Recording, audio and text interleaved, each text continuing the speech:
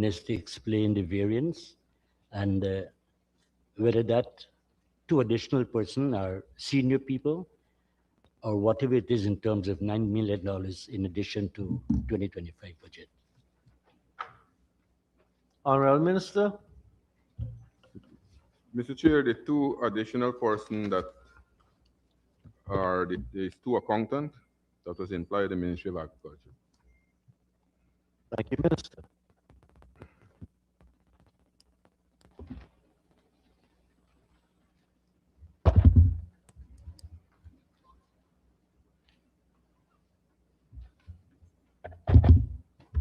Honorable Member, Ms. Nima Flew Best. Thank you, Committee Chair. Good afternoon. Line item 6281, Security Services. I recognize there has been a large increase in the allocated sum. Can the Minister explain this increase? Honorable Minister.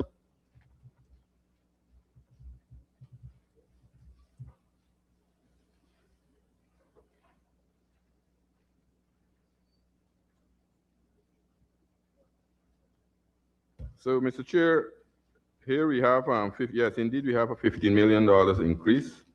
And the security disaggregation is as follows. We have securities at the Ministry Head Office, the PS residence, the FAO building, the DG residence, the commissioner of the escort from the police, the MMC security to those escorts also, and LBI, the system that we have at LBI, amount to $44,868,450.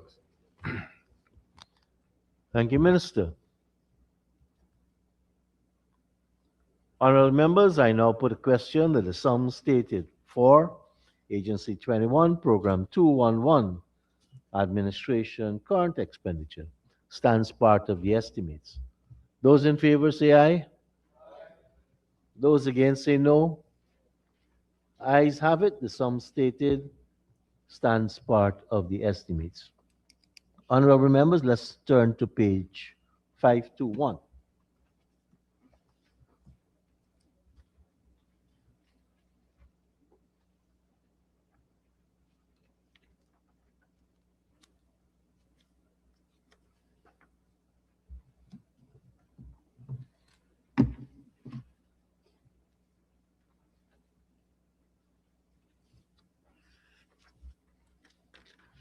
And I propose the question that the sum stated for Agency 21, Program 211, Ministry Administration Capital Expenditure, stands part of the estimates. Honorable members, I now put a question that the sum stated for Agency 21, Program 211, Capital Expenditure, stands part of the estimates. Those in favor say aye. Those against say no. Ayes have it.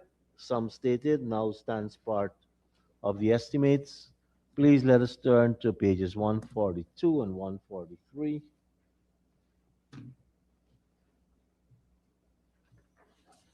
And I propose a question that the sum stated for Agency 21, Program 212, Agriculture, Development and Support Services, current expenditure, stands part of the estimates. Honorable Member, Mr. Jordan. Thank you, Mr. Chair. Mr. Chair, line item 6321, I would like to ask of the Honorable Minister, I see $650 million going to MMA ADA. And over the years, we've been putting monies into MMA ADA. And at present, sir, the Mahaica Myconia Bar Agricultural Development Authority owes the Union NARST Guide $7.9 million in rates and taxes. Could the Honorable Minister say whether those monies would be cleared or that debt would be cleared during this year? Is it budgeted to be cleared? Honorable Minister, or rates and taxes for the Union NARST Guide. Mr. Chair, indeed, some of the sum will be paid this year. And as the scheme collect rates and taxes over the years, we will attempt to pay more of those. but it will be a continuous process. Honorable Comment Speaker, Go ahead. could the Honorable Minister say how much of the $7.9 million would be paid as is budgeted now, since it is over a number of years that the MMA continues to owe the Neighborhood Democratic Council, and we stress on the proper functioning of these entities, and it would be very good if the authority can clear the balance that is owed.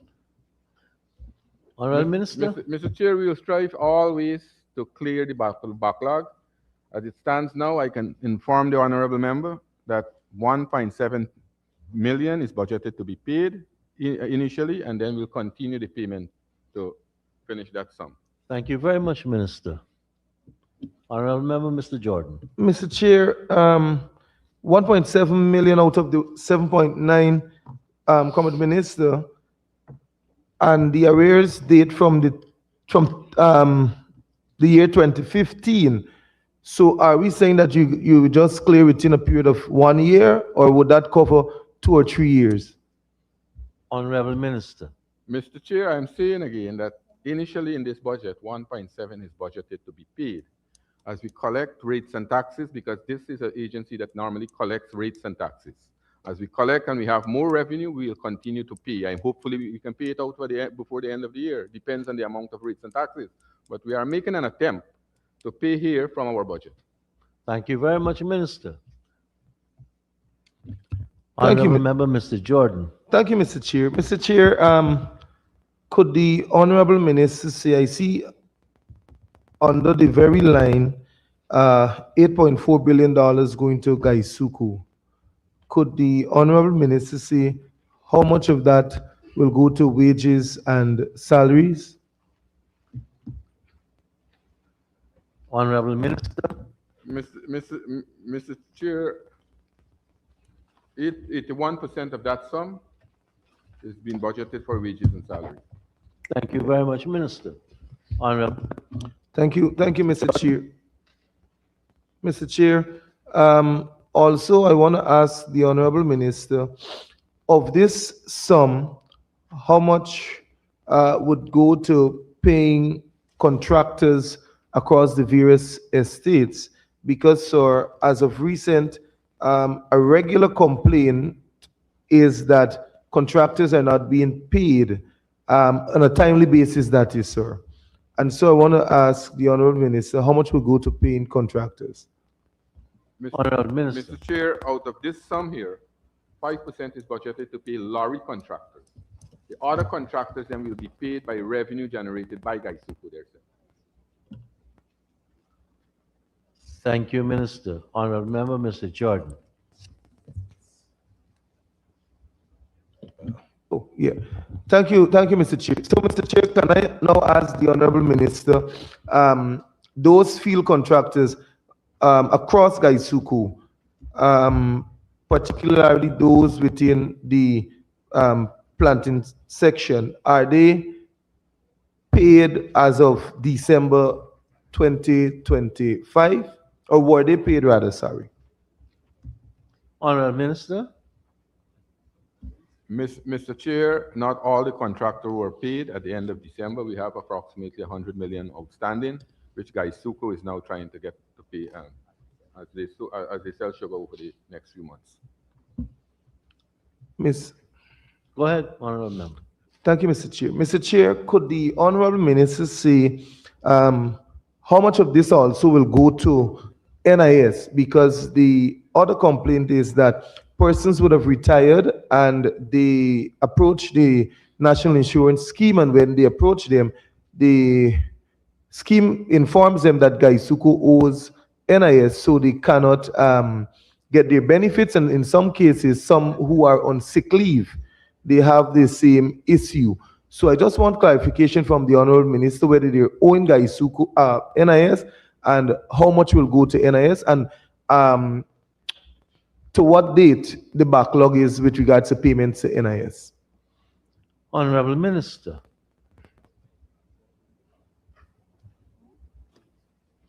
Mr. Chair, this money is none of the money here is budgeted to pay for NIS contribution. NIS contribution is being paid by revenue generated from the sale of sugar. The other part of the member question is that approximately 2 years, and Gaisuko is trying to pay that sum to NIS to come on up to date with them. So they are hoping that by mid this year, they could generate the sum to pay over to the National Insurance Scheme. Thank you, Mr. Chair. Just a follow-up, sir. The Honorable Minister said that the backlog is 2 years with regards to payments to NIS. Could the Honorable Minister say what is the sum total of that backlog, please, sir? Honorable Minister. Mr. Chair, I don't have the figure here. I can lay that over, but if I can remember well, it's close to approximately $2 billion. Thank you, Minister.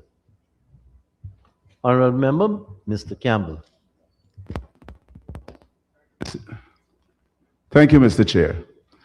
Honorable Minister, I noticed line item 6321 and the Guyana School for Agriculture, that there is an increase in the budgeted sum to 590 million. The Guyana School of Agriculture has made, through its graduates, has made a tremendous contribution to Guyana, debt that we can never repay. So I'm excited to see this figure go up, but I just wanted some clarification as to what was the reason for this increase and how it's going to be spent. Minister. So, Mr. Chair, this increase is to take care of tuition fees that we used to charge because, last year, the president, a few years ago, the president announced that all tuition fees to vocational and other institutions will be abolished. And here, students were required to pay fees to attend the Guyana School of Agriculture. And as a result of we stopped the fees. This money here is catering to take care of the expenses that now the fall short that we would have had. Thank you, Minister. Honorable Member, Mr. Pandey. Thank you, Mr. Speaker. Mr. Speaker, reference back to the $8.4 billion. The Honorable Minister said 81% will be for wages and salaries. Two questions for the Honorable Minister. One, would that 81% see Gaisuku for the entire year covering wages and salaries? And two, the remainder of 19%, would the Minister be kind enough to explain in which area that 19% would be utilized in terms of cash? Honorable Minister. Just repeat the second question. The second question, you said, sir, that 81% of the $8.4 billion would be for Gaisuku wages and salaries. So the question was first, would that be for the entire year, wages and salaries for Gaisuku? One, and two, the remainder of the $8.4 billion, that's 19% of the figure, what would that sum be used for? So Mr. Chair, quickly, the total wages and salary for Gaisuku annually is about approximately $20 billion. So this 8.1 or the 81% of this money here, the rest will have to be made up with the sale of sugar. Oh, yeah. Thank you, Minister. And the others are fuel will be 8%, 2% lubricants, other essential material and supplies 4%, lorry contracted 5%, giving you a total of 100% for the disaggregation of the $8.4 billion. And through you, Mr. Speaker, if may Go I ahead, ask? Honorable Member. Thank you. And there is no way in that 8.4 billion, sir, that covers debts of which we owe internally. Those will be taken care of by the sale of sugar with revenue and revenue earned. Thank you. Thank you, Minister. Honorable Member, Mr. Andrews. Mr. Chair, with reference to the $8.4 billion, we know that Gaisuku is a critical industry and it supports a lot of family and communities. But at some point, as a government, we have to be able to determine if we're going to perpetually continue to subsidize Gaisuku. So my question to the minister is there any plan, is there any, not plan, but is there any date set or time frame where we could see the government, Gaisuku starts to stand on its own and the government reduces this kind of subsidy gradually so we don't continue to burden? Honorable Minister. So, Mr. Chair, exactly. When I made my speech in the Parliament, I display a copy of the 5 years plan. The 5 years plan is a strategic plan that will work to ensure that Gaisuku go back to profitability. That will be the catalyst in ensuring we change the modus operandi of the organization, the corporation. And we are working towards that. And hopefully we can make a change from this year. Thank you, Minister. Honorable Member, Mr. Andrews.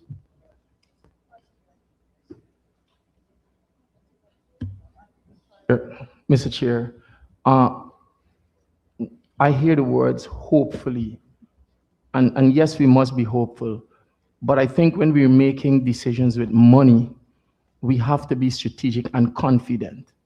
We have to be confident in our plans. So my question is, how reasonably confident is the minister that the strategic plan for Gaisuku would bear the fruits that is, or they'll be able to attain the goals that it has set out?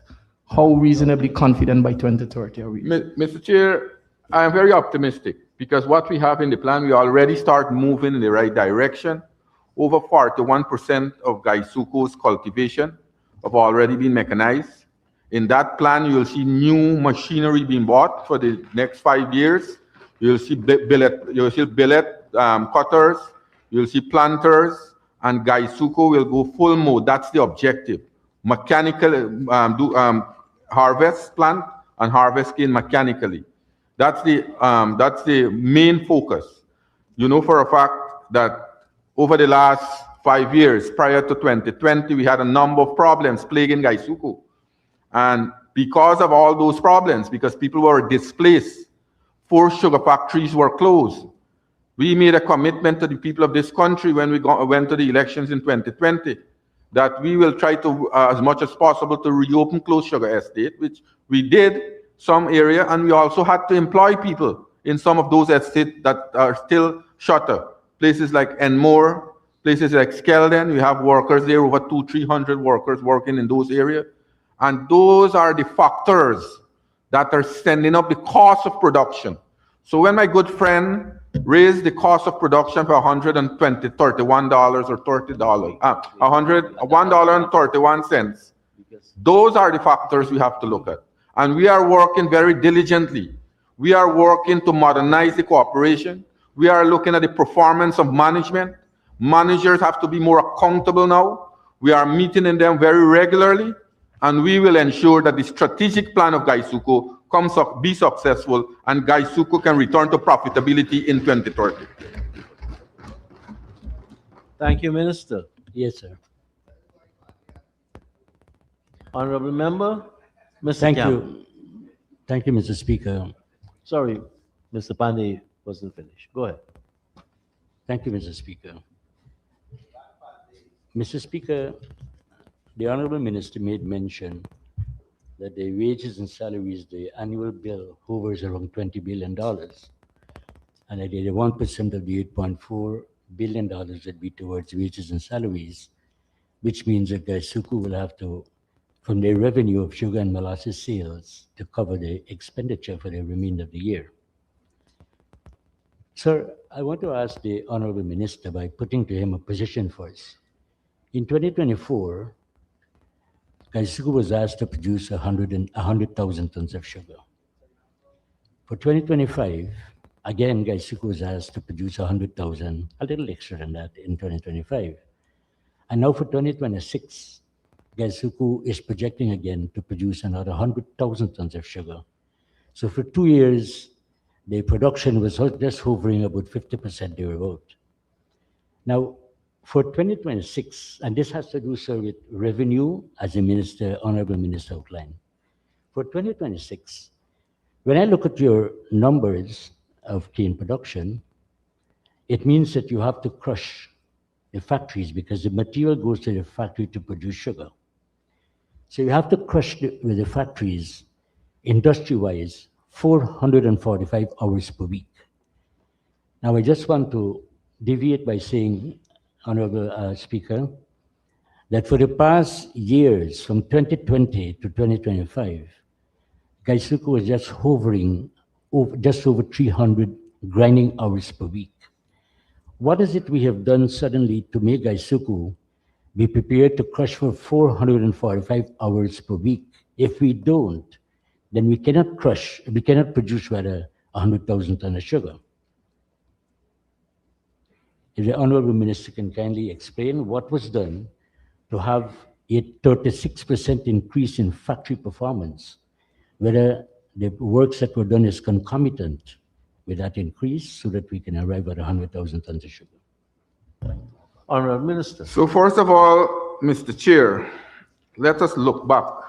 The honorable member mentioned 2024.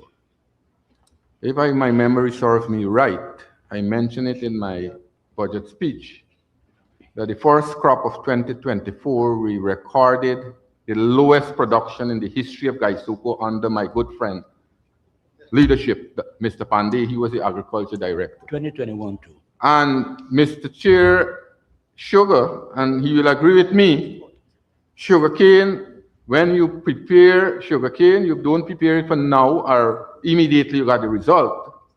And as I'm saying that by the end of this year, I am hoping that Gaisuku can move mechanization between 50 to 60% in the field.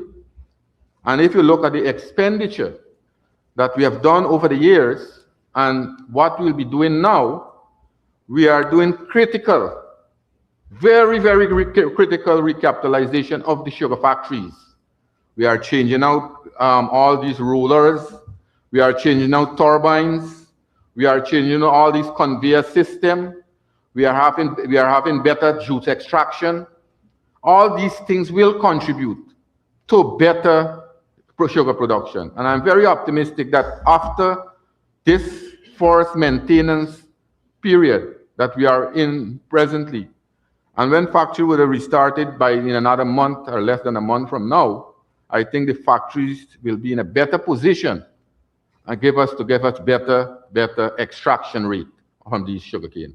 And also what we have a number of areas, a number of hectares that are plantains that will give us more tons canes per hectare, and that will help to drive up production. And I am very optimistic that we will make the 100,000 ton come the end of this year. Thank you, Minister. Honorable Member, Mr. Pandey. Thank you, Mr. Speaker. Just a follow-up, sir. To produce 100,000 tons of sugar, it requires about 1.4 million tons of cane thereabouts.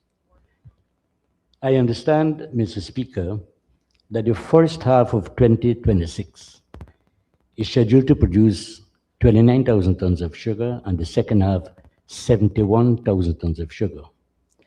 Now, since 2020, for the entire year, we have never gone close to 71,000 tons. In fact, in 2023 was the highest production since 2020. And sir, for the record, it was done under yours truly, only. So the highest production was 60,000 tons. How is it?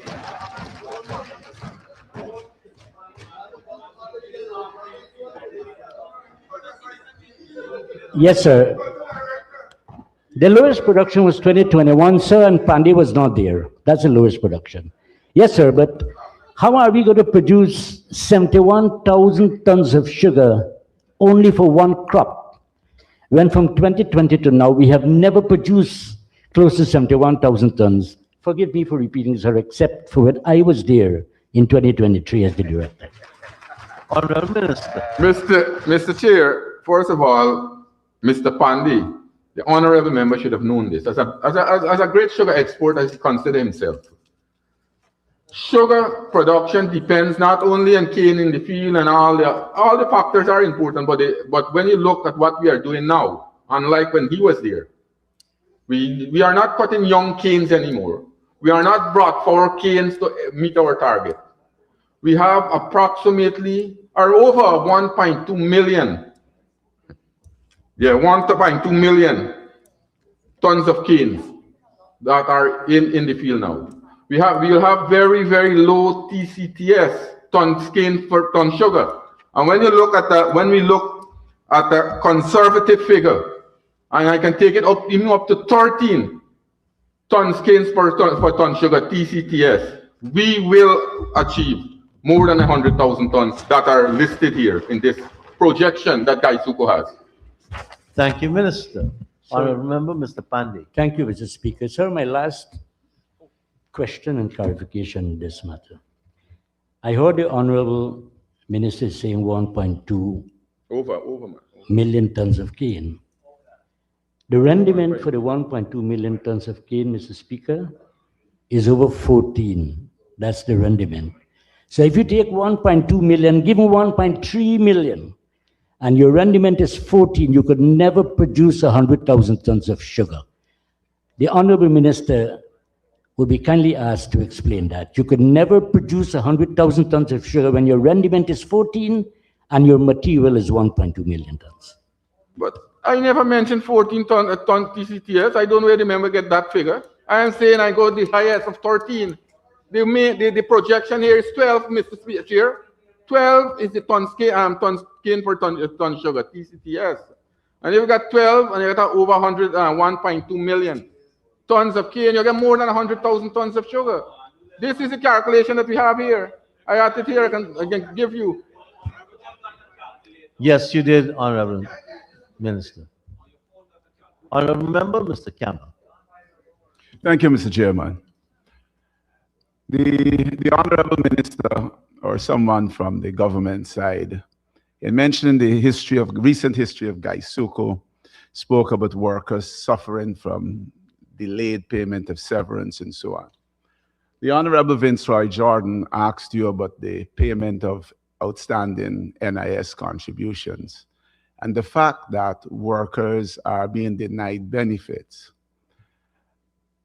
I'm asking you, Honorable Minister, considering the fact that $2 billion is outstanding, and just a brief look at your numbers, I think you'll be hard-pressed to pay that $2 billion in 2026. Whether you have made any attempt to approach the Minister of Finance for assistance in liquidating this debt to the National Insurance Scheme so that we can truly put people first and have the workers get their benefits. And that's part one question. I'll wait your answer. So, Mr. Chair, first of all, I agree with the member that it's important that the reimbursement for these NIS be paid over as early as possible. But we can't go always on a wild fishing expedition. We heard, and I challenge, that there were a number of persons who did not receive cash grant, the fisher folks. I asked the honorable member who mentioned that to submit a list to me, and kindly submit a list, and I will look into it to ensure that these persons receive their cash grant. Like the honorable member, Mr. Campbell or Dr. Campbell, I don't think that workers presently are being affected in getting their benefit from the NIS, right? Because of Gaisuko's inability to pay over the contribution, because Gaisuko have been working very closely, and I have had a number of discussions with the minister responsible for NIS, my good colleague here, Dr. Singh, and we have been working over time, and you know for a fact, you mentioned it, the government has been very generous to give these contributions to Gaisuko, and I'm optimistic that we will get the money to pay it over. But if there is anyone that are affected because of contribution did not remitted to the NIS, let me know and we'll deal with the issue. Thank you. Thank you, Minister. Follow up, please, Mr. Chair. Go ahead, Honorable Member. And this is slightly different, still on 6321. We've seen that a subsidy of 8.4 billion plus another 5, I guess, has gone to capital expenditures being given to Gaisuko. And it had always been touted by Gaisuko to have value-added production via sugar refinery. I notice that there is an agreement for a sugar refinery to be built by a private investor I believe close to the government. I am asking the Honorable Minister whether this opportunity or any opportunity to invest in a sugar refinery had ever been presented to Gaisuko, and what was the consideration coming from Gaisuko to such an offer? Because if Gaisuko itself had invested in a sugar refinery, it would have been an opportunity to increase revenues and profits and reduce the subsidy being granted. Honorable So, Minister. so Mr. Chair, for the honorable member knowledge, we have a private investor, and we welcome private investment who are building that sugar refinery. But Gaisuko has always been producing value-added sugar. A lot of value-added sugar, and if you look at the amount of revenue, because we are making more revenue now from value-added sugar than bulk sugar. We are making more money coming from value-added, and these are the packaged sugar that are being sold in Europe, Caribbean, North America, and different parts of the world. And Gaisuko now is increasing that production, and with the completion of that packaging plan at Albion, the value-added production will increase substantially from Gaisuko. One follow-up, Mr. Chair. Honorable Minister, I don't think you answered my question. My question, let me make it very specific.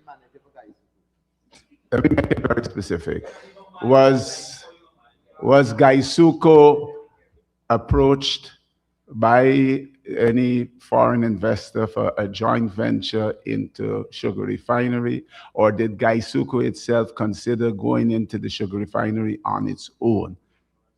I just need So first of all, one second, I'm not done. I don't need to hear, I know what value added you're doing now, but this would have gone further. So that is my specific question. Were you approached by the investor? Was Gaisuko approached by the investor to be in the joint venture for the sugar refinery, and did it refuse perhaps? Or maybe did Gaisuko consider this to go into a sugar refinery on its own?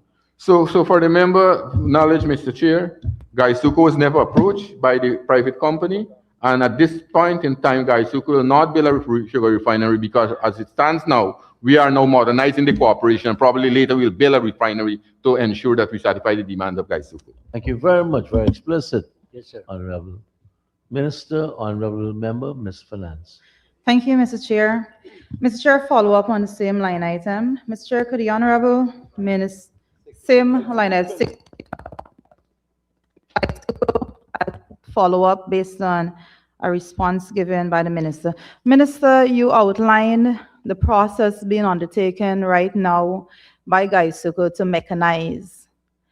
Minister, could you say to this House how the mechanization of Gaisuko will impact on the labor intensity of Gaisuko right now? Because we would know the more mechanized a company is, the less labor intensive that company will be. So how many workers will be affected through the mechanization of Gaisuko? Honorable Minister. So first of all, let me make it clear. With mechanization, no one will lose their job. That's number one, because this government don't dismiss people and send home people. Number two, over the next 5 years, as I said, that we are moving to mechanize, and that will fill the gap. You'll be taken care of by attrition and other factors. But no one will go home, and as I said, that Gaisuko also is suffering from serious problems in terms of labor. They have a lot of labor shortage, and this here will fill the gap to ensure that we have enough and regular labor coming out of Gaisuko for production. Thank you, Chair. Just a follow-up.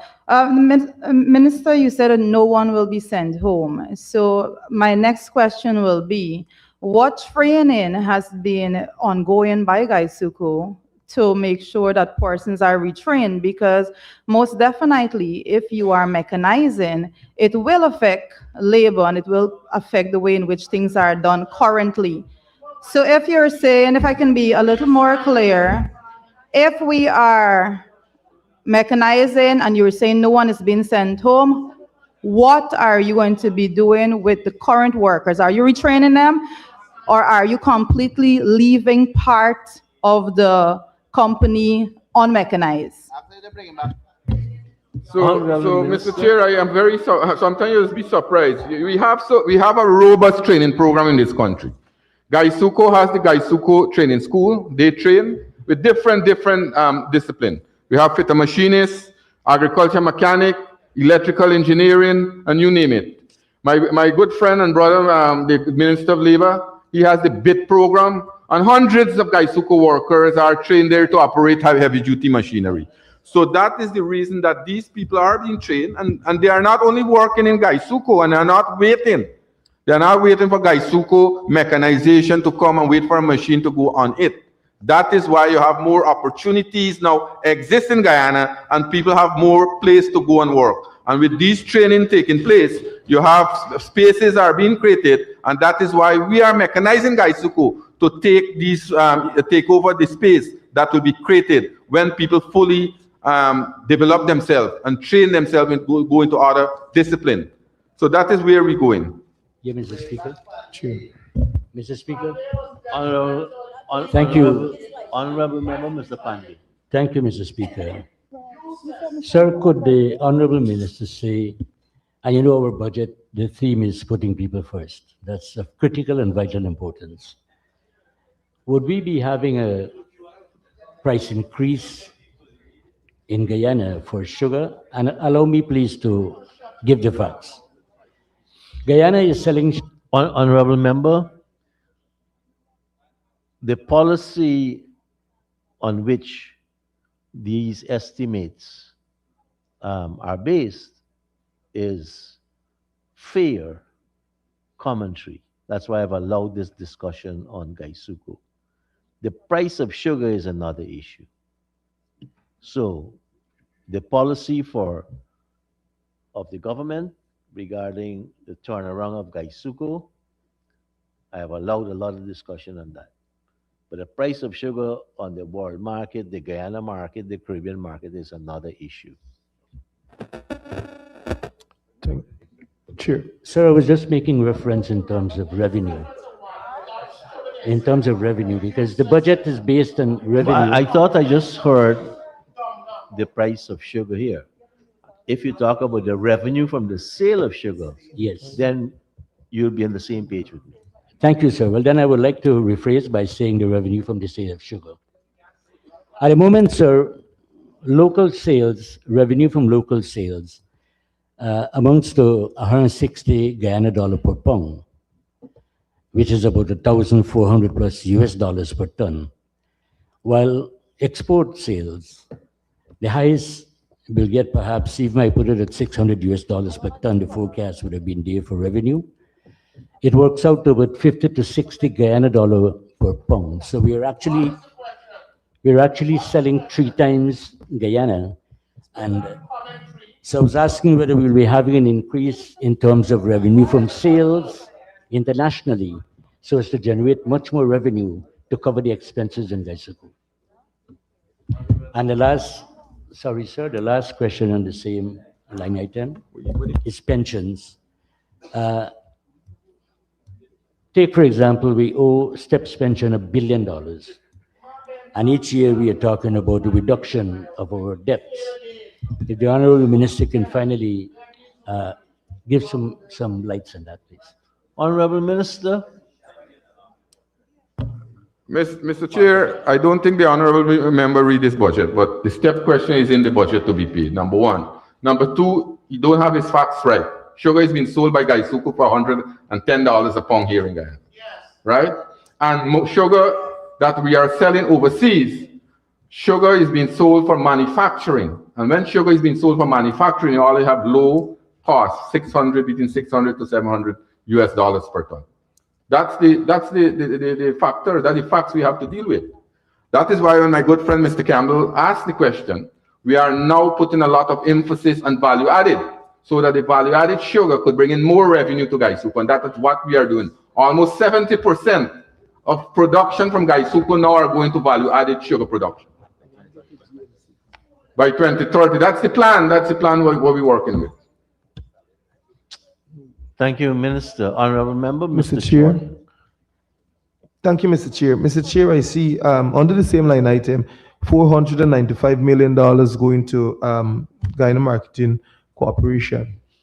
Could the Honorable Minister see out of this 495, how much will go to the operation or the management of several agro-processing units that were built under this administration, and how much of those agro-processing units are in operation to date, and then I'll move forward.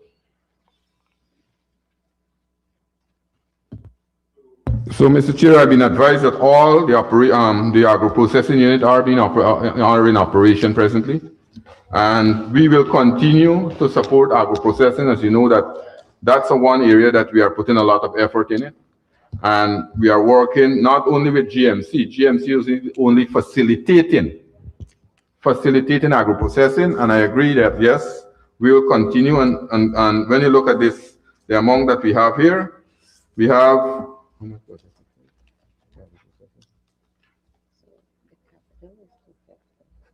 almost $40 million. $40 million is budgeted to expand the agro-processing facility and also operate, put money into go into operation of these agro-processing facilities. We have 13 of those agro-processing facilities across the country. And we don't have it in Georgetown alone. We have it in places like the Deep South. We have it in Bartica. We have it in Charity. We have it in Whitewater in Region 1, Oriala, Siparuta, Crabwood Creek, Blackbush Polder, Fort Wellington, all those areas, Hope Coconut Estate, all those areas have agro-processing facilities. Mr. Chair, Minister. I thank the Honorable Minister for that answer. Mr. Chair, I can attest to the agro-processing unit at Fort Wellington that the doors have been closed. Let me just use this year alone. From January to date, I cannot recall a day that the doors have been open. That's one. In region number 1, Mr. Chair, Speaker, I object. I object immediately to what the member is saying here. Honorable Minister. No. The member is misinforming the House. Honorable Minister, you'll get a chance to answer. No, but Mr. Chair, you can't allow somebody who is misleading the House to continue a statement. I was there. I am there most of the time. We have. Let me tell you what. Honorable Minister, please. You can't allow me to bring this information here. You can stand on 40A, a point of order, and I will listen to you. Right? Well, we have our own method and protocol. Thank you, Mr. Chair, for the protection. I'm now completing the questions. Go ahead. Apart from that, sir, in region number 1, the Honorable Minister just made mention. The same complaint is that the facility is not being open. Quite recently, we were in Blackbush Polder, sir, and the same obtains. I want to now ask of the Honorable Minister, since these facilities are being opened so regularly, could the Honorable Minister say what is the quantity of agro-processing, whether food, fruits, whatever vegetables were processed from January to date, the quantity for, let's take Fort Wellington, Blackbush Polder, and Region 1, just and Region 7. Mr. Chair, look, for example, Fort Wellington, and let me give you the disaggregation. You were making a point about the doors not being closed. Yeah, so I'll tell you first of all. So we have a hydroponic facility there.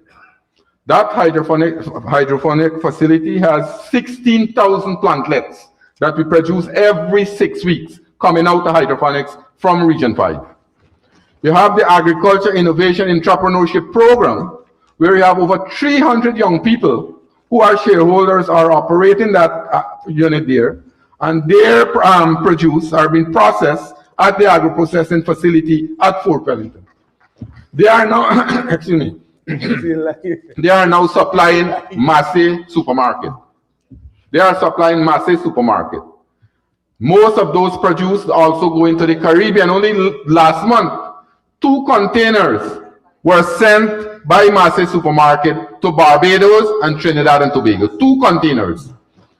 Now, Fort Wellington, producing things like pepper jelly, 596 kilogram, green seasoning, 2,058 kilogram, pepper sauce, 1,037 kilogram, shallot, 1,650 kilogram, pepper 12, 1,200 kilogram, celery, 5,000 kilogram, Miley hot pepper jelly, 900 kilogram, pepper mash, 900 kilogram, mango chili sauce, 20 kilogram, hot sauce, 160.6 kilogram. Flavor pepper sauce 41.12 kilogram. Garlic sauce 79.14 kilogram. And it goes on. A number: mustard pepper, lime pepper sauce, mango pepper, mango achar, lime achar, tamarind achar, sorry pepper, flavor pepper, hot pepper. All these are being produced at Fort Wellington. Right, Fort Wellington. So Mr. Speaker, this information coming here that the doors are closed is misleading and is mischievous. Honorable Minister, I hear you. Unless we had Rumpelstiltskin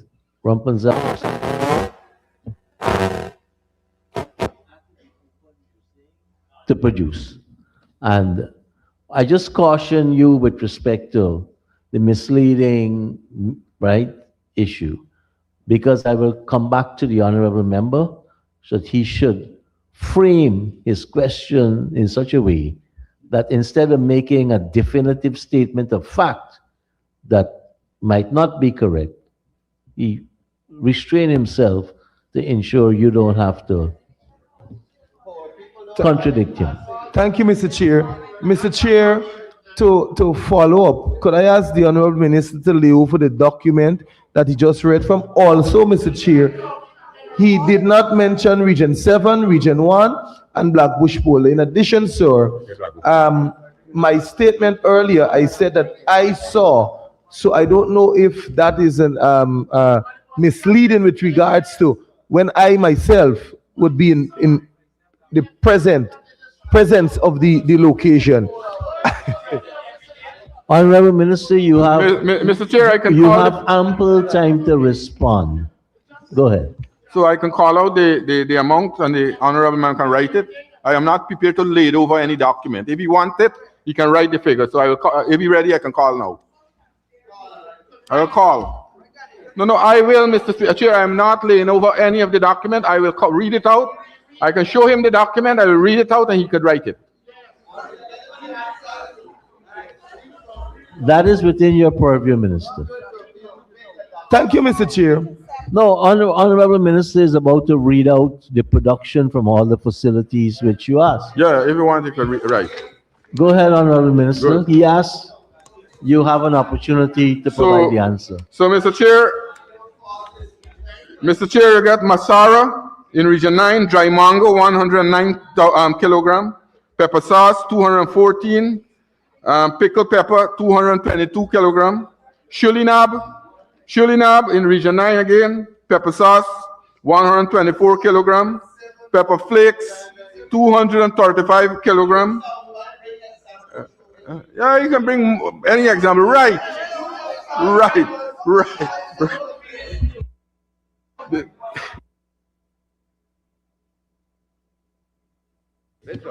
Thank you, Mr. Chair. Thank you, Mr. Chair. Honorable Member, Mr. Jordan. Yes, Mr. Chair, moving forward, sir. Mr. Chair, over the last year or months prior to now, the Honorable Minister launched through the Ministry of Agriculture probe into the new GMC. We know about the investigation with regards to the sale of chicken, eggs, and one other. But could the Honorable Minister say what is the status of those probes or the finding, and if the Auditor General would have completed those investigations? Thank you. Honorable Minister. Mr. Chair, we didn't receive back the report and it's at the Auditor General office. The member could find out. Thank you very much, Minister. Sorry, Member, sir, I Mr. didn't Jordan. get the end. He said it is at the audited. I didn't hear, sir. He didn't receive it, the reports as yet. No, but he said something about the Auditor General's office. Saying the Auditor General still have the report to submit to us. We haven't received any, and the honorable member is free to go and approach the Auditor General. Thank you, sir. Thank you, Minister. Honorable members, I now put the question that the sum stated for Agency 21, Program 212. Mr. Pandey, Honorable Member, you had some follow-up questions? Okay, go ahead.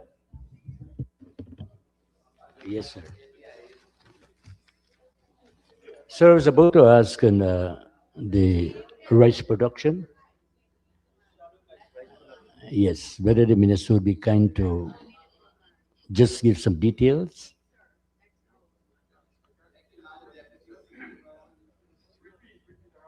And I was asking on rice production. Sir, the highest The rice production for when? 2026. 2026. It's not. It's in the budget speech. Yes, I saw that. But I ever can remember well. The projection for 2026 is about 827,000 tons. Thank That you, will Minister. about wrong that, but it's in the budget speech. Thank you. The targets were set by the Minister of Finance. Yeah, thank you. So, Mr. Speaker, the highest acreage historically that was reaped in Guyana with rice has been 238,000 acres in a single crop. On an assumption that we multiply that times 2, okay, that's the C3, that's the plant, we'll be having 476,000 acres annually. And if I'm to put the highest yield of, say, 40 bags per acre, which we have never achieved for the full acreage, that would give us somewhere close to about 19 million bags of rice. And if we take at 30 bags of rice to a ton, 30 bags of paddy, sorry, to a ton of rice, then those mathematics will work out to be just a little over 600,000 tons of rice.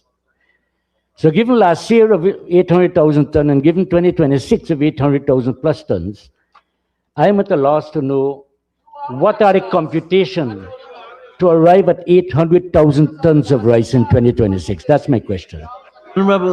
Honorable Minister. Mr. Chair, first of all, I'll be generous here to answer that question because that is not any line item. Number two, the honorable member would have known over the last 5 years, from 2020, we have seen increased yield every single crop. Every single crop we have seen increased yield. And what he just said about 40 bags per acre is that we are getting almost over 6.6 tons per hectares we are getting. And what we are doing now, we have brought in new varieties. We are now also adding new system of crop husbandry, where we have brought in the nano fertilizer from India.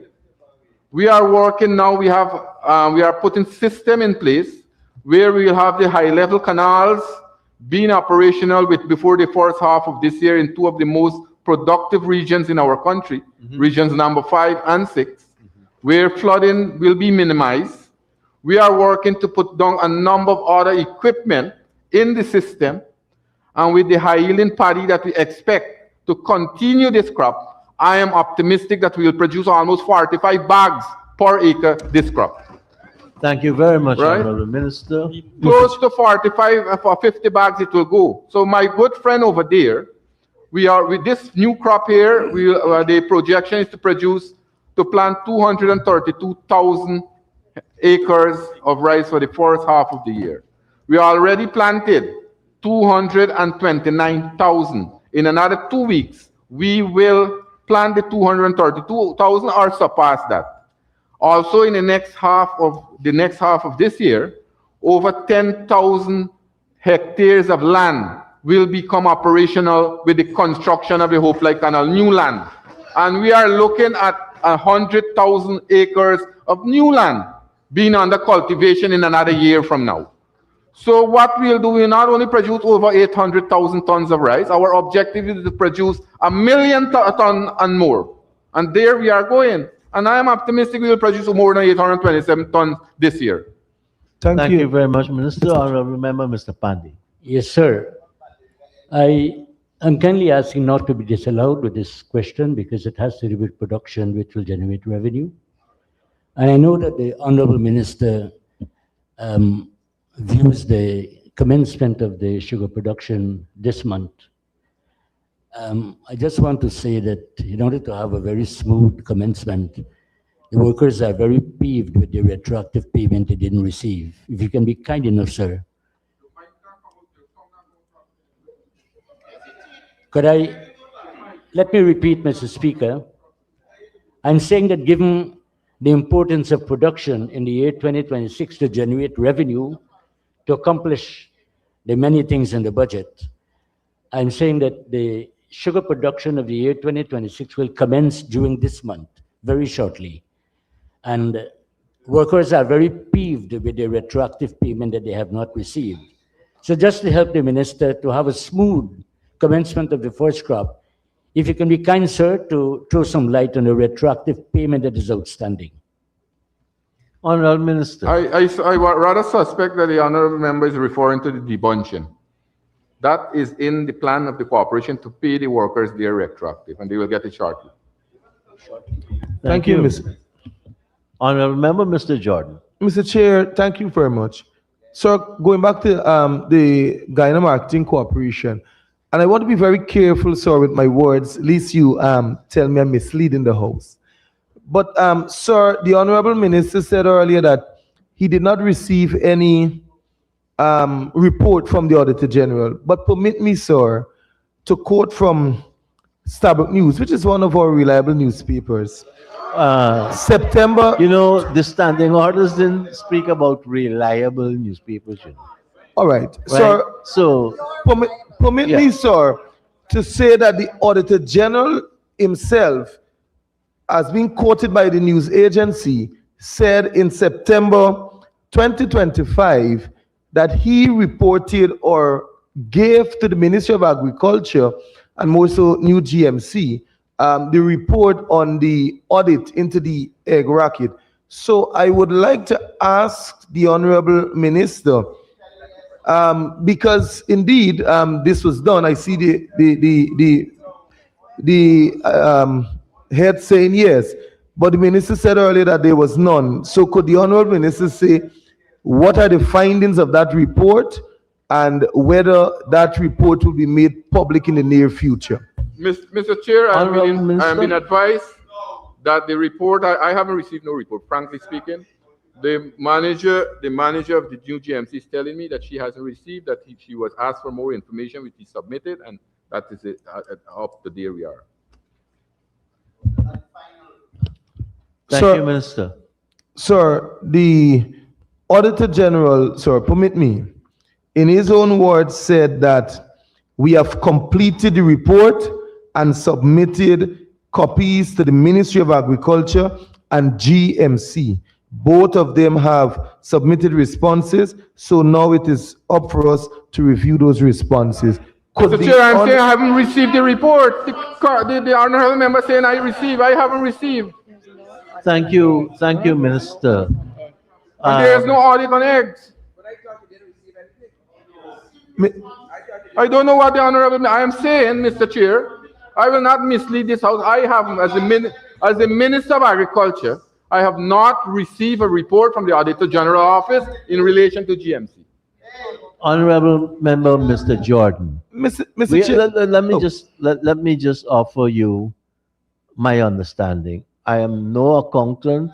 I am no chartered accountant, but I understand the principle of an investigation.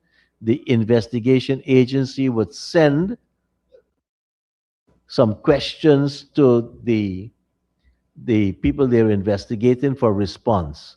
What you're reading there to me sounds like that is the process. Minister saying there is no official report coming to him, and the head of GGMC saying she didn't receive, sorry, GMC, Guyana Marketing Corporation. I thought it was NGMC, New Guyana Marketing. Okay. And she hasn't so we have to be very careful. It's like the Auditor General's report. When he's preparing every year, a number of questions come to the Parliament office. But that is not the report. That is not the report. Honorable Minister, that's my understanding of the system. I don't know if that is where it is. But I have to accept your word and your manager's word that you have not received a report from the Auditor General. Can we move on?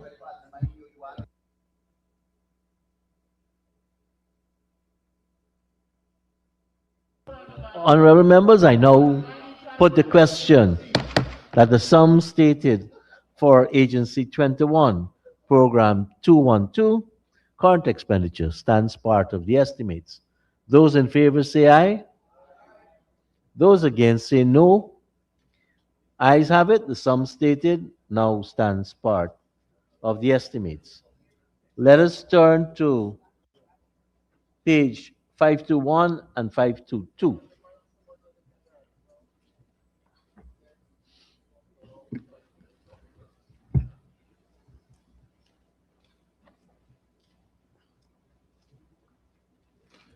And I propose the question that the sum stated for program 21, agency 21, program 212, capital expenditure stands part of the estimates. The Honorable Member, Mr. Mahipal.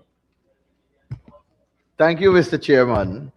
Mr. Chairman, project code 1301600, National Drainage and Irrigation Authority, provision for drainage and irrigation structures, pump stations, and payment of retention.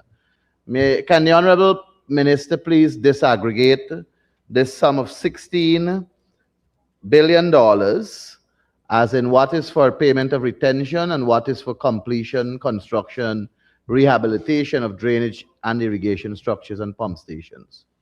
Thank you very much, Honorable Minister.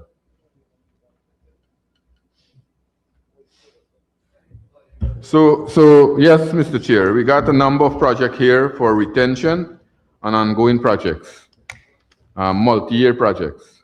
So I can read it out if the member will make notes on it. No, I'm not submitting my document. I'm reading out it. Oh, rehab of, well, we have a number of retention, if you could call. We have a number of drainage projects that have been completed. Rehabilitation of drainage structure in Mabaruma, drainage structure in Region 1, Mabaruma. You get Santa Cruz, Region 1. All those are mechanical excavation of work done there. Impouring of farmland at Bethany Creek, pump station at Charity, pump station Andrews, and a Regina pump station. Revetment in Riverstone. Main canal structure in on the Essequibo coast, main canal. Bridge and revetment Hamilton Court. All-weather road at Dartmouth. Construction of farm to market access road at Sparta. Rehabilitation of drainage structure at Bethany. Rehabilitation of all-weather road at Cosia, and it goes on. 189 of those projects. Thank you. Of the 189, what is the sum of money that is towards retention? Not each project, the sum. Well, I got to have to disaggregate it here. I have it in all. I have to disaggregate it because it's between ongoing projects, multi-year project, and retention. So I can disaggregate and give you that figure. But 10 billion. Let me give you the figure. 10,746,750,104 go into retention and multi-years project. Thank you very much, Mr. Chairman. Of the remainder $5 billion, $5+ billion from this $16 billion, can the Honorable Minister tell us which area we are likely to see the construction of new pump stations? Honorable Minister. So, Mr. Chair, with the issues that we are experiencing with these fixed pump stations, because we have approximately 9 pump stations that will be completed this year. And you know, a number of these pump stations we encounter difficulties with. For example, Jimbo area, they have to take out some of the graves there, and now Metamerzak, and all the areas. So what we have decided now, this year we'll be procuring 40 hydrofoil pumps, mobile pumps, that we'll place in vulnerable areas to avoid these pump stations being constructed and take a long time. So as soon as this budget is approved, we'll put out advertisement for supply these pumps, and as long as it comes, we'll install these pumps in various areas. And this will help us tremendously, and this will be more effective. Thank you, Minister. Honorable Member, Mr. Mahi. Thank you, Mr. Chairman. Mr. Chairman, could the Honorable Minister provide us with an update with reference to the completion of the pump stations at 1. Bellevue, 2. Pordroin, 3. A-Line Canal, and 4. Metamerzorg in Region 3? Honorable Minister. So Mr. Chair, construction at Metamerzorg is 83% completed. and they had some difficulties there, and I'm hoping that, and I can, and it show what the reason they have. So we have 83% completion. In 2 months' time, I'm hoping that this can be completed. The Bellevue pump station now has been subcontracted to Geico. It's 29% completed. The Podrine area here, we have a sluice, construction of sluice pump station at Podrine, 89% completed. A-line, pump station A-line, 25%. And this here, and these dates, like, this will, the completion date, they have new dates, 15th of August 2026. Pump station at Jimbo Grove is 78% completed. Pump station Blackbush Polar, 87% completed. Lettikani pump station, the contract was terminated and retender, and I believe it was re-advertised and retender, and a company get the contract, and they will start work there, continue work there. And these are all the complete pump station at Greenwich Park, Barnwell, Adventure on the Quarantine, Cozier on the Essequibo Coast, Andrew on the Essequibo Coast, Trafalgar, Region 4, Montrose, Canal Number 1, Liliendal, Ogle, and Anna Regina. These are the complete pump stations. Thank you very much, Mr. Speaker. Mr. Speaker, may I ask the Honorable Go ahead. Minister? He did indicate that there were several issues that happened with these fixed pump stations. May I ask if the feasibility study showed that these issues would have arisen, or was a feasibility study done before these pump stations were put on the table for execution? Honorable Minister. So I was advised by the technical person here, Mr. Chair, that these areas were very vulnerable, and since the inception we building these pump stations, those studies were not conducted to do the building of these pump stations. But then when you went, you find there are issues there, and that is what we have to deal with. And we recognize also that for building of these pump stations, and my good friend, the Honorable Ganesh Maipal will know that, there are a lot of issues relating to the construction of these pump stations. That is why we have took a deliberate decision to avoid building future fixed pump stations and go to these mobile and hydro pumps across the country. And you will have the same effect in terms of cubic per second.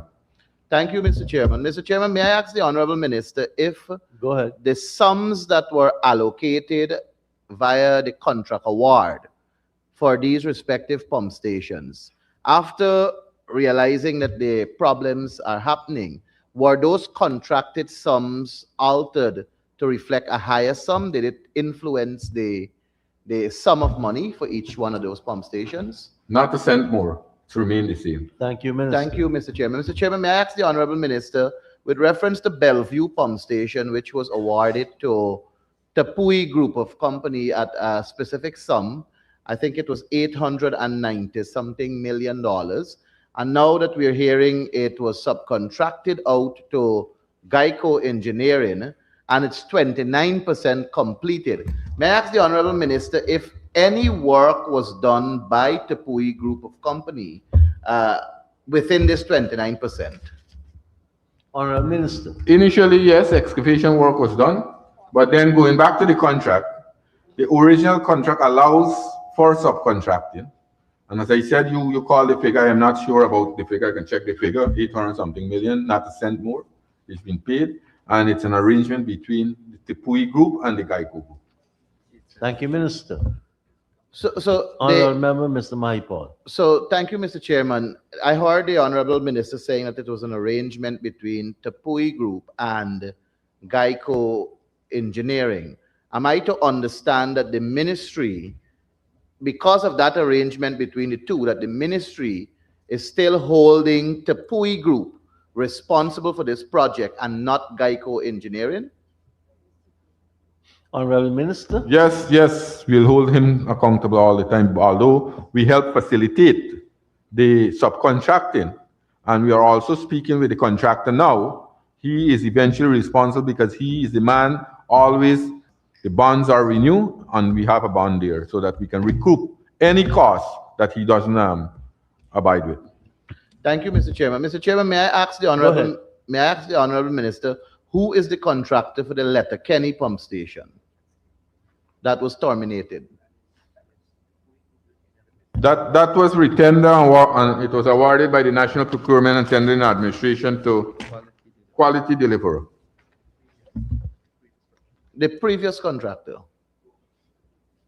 I think AAA, some contractor from Barbies. Mr. Chairman, may I ask the Honorable Minister if under this line of NDIA, if Tapui Group is doing any other project within this NDIA in terms of drainage, networking, and pump stations, etc.? Honorable Minister. So, Mr. Chair, for the member benefit, not only Tipui Group, but what we have done in the last quarter of 2025, we have written to the National Procurement and Tendering Administration, and we listed approximately 30 contractors that we said that we don't want to do business with them anymore. Those are delinquent contractors from the Ministry of Agriculture, and we will not want to do any business with them, and that has been sent to the National Procurement Board, and I hope that anytime those persons tender for a job at the Ministry of Agriculture, we will object to it. Thank you, Minister. Thank I you. remember Mr. Pandey. Thank you very much, Mr. Mr. Speaker. Sir, there are two questions at this time I would like to ask the Honorable Minister. The Hope Lake canals, are they drainage canals, or irrigation canal, or a combination drainage and irrigation? That's one. And two, referring to the same 130-1600, there's been an increase from 2025 to 2026 of $1 billion. And if we are to step back to 24 to 26, $2 billion, if the Honorable Minister can be kind to explain, especially under the heading retention. So those were two questions, Mr. Speaker. Honorable Minister. So that's the overall, and those are new projects, and I can give the list the project that are the new, because as you heard, I read out a number of multi-year and retention projects. And if I can go through the new projects, then the honorable member will know, because we have a number of new projects, right? So we got over 200, or close to 200 new projects that will come on stream this year. And the Hope Lake Canal, those are high-level canals that will be drained 24 hours, right? Like the Hope Canal that we have here. We have Region 5 and 6. However, the one in Region 3 that we will be constructing this year will be dual purpose, will be drainage and irrigation. Also, on the quarantine, the one that are at 51, and the other coming out at Manchester, Lancaster, Wim area.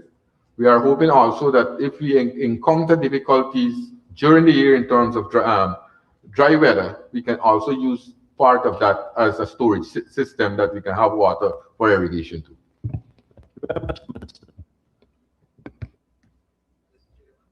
Honorable Member, Mr. Mahipal.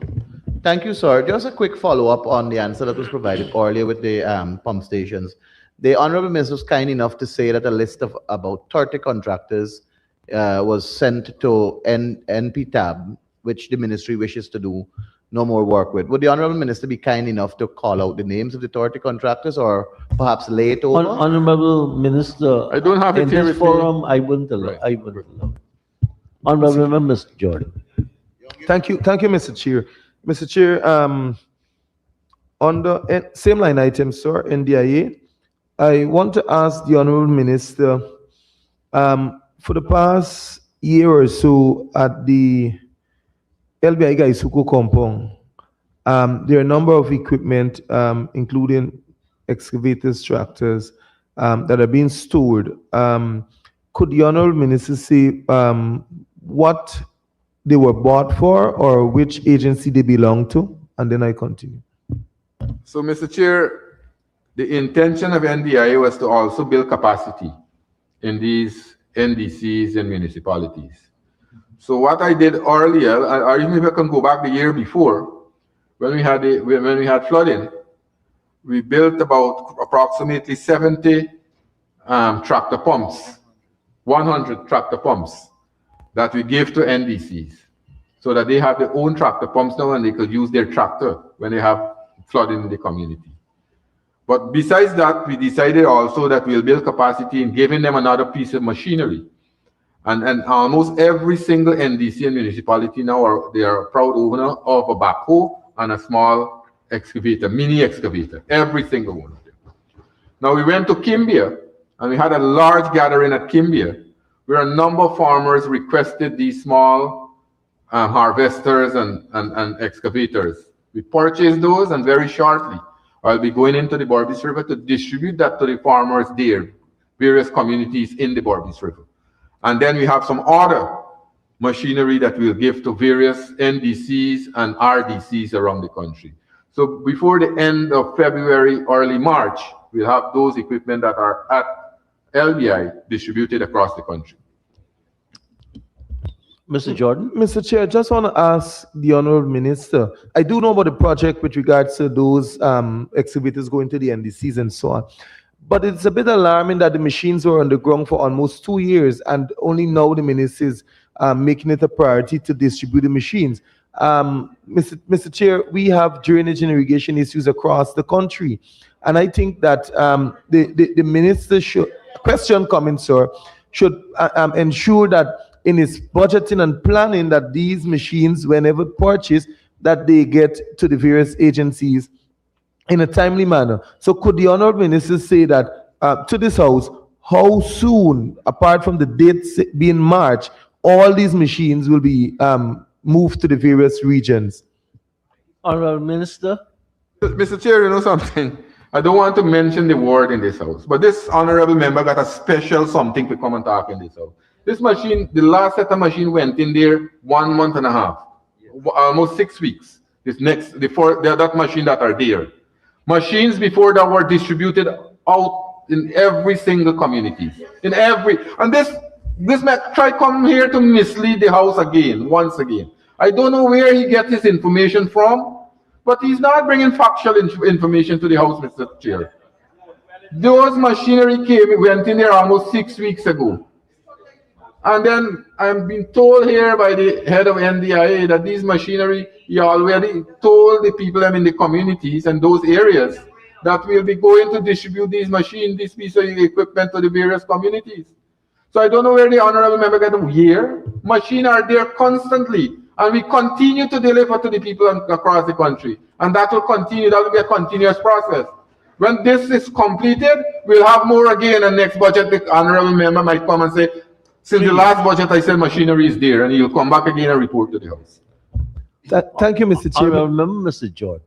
Mr. Chair, in future, probably when I visit, I'll have to take the Honorable Minister with me so that we can be on the same timeline. Mr. Chair, Mr. Chair, let's move on to GLDA, sir. 170 1500, sir. In Region 5, Mr. Chair, the Honorable Minister would know that he distributed approximately 5 acres of lands to sheep and goat farmers within Region number 5. That the problem is not the lands, Mr. Chair, but I want to ask of the Honorable Minister, what were the requirements for those farmers that received, how many farmers received, and how much they received each. And then I'll move on. Honorable Minister.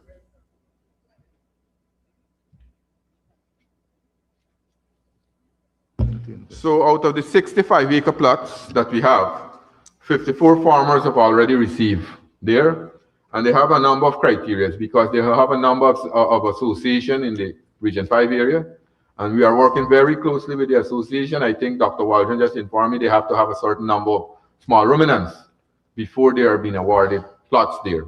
So 54 have already been awarded. I have another 6 to be awarded shortly. Thank you, Minister. Mr. Jordan. Thank you, Mr. Chair. Mr. Chair, thank you, Minister. So of the 54, Honorable Minister, the farmers that receive, how many received a single plot as against two or three? Honorable Minister. If I could remember, because I went there when the program was launched, and it's one plot per person. I don't know if a person received more than one plot. Then we have to look at that. And the head of GLD is telling me that's the criteria, that one plot per person. So I don't know if anybody received more than one. If the honorable member have the information, I will deal with it. Thank you very much, Minister. Honorable Member, Mr. Jordan. Thank you, Mr. Chair. Mr. Chair, you see, when we come to this house, we oftentimes have to listen to what the government says in terms of the information that they provide. But if I come to this house and I provide information, sir, and respectfully, sir, there are farmers who would have received more than one plot. But I'm not permitted to call or say the name of the farmer here, sir. And if I do so, then also you have to look out for victimization and such. I have to be very careful. Mr. Chair, I am asked, no, sir, can I lay the foundation?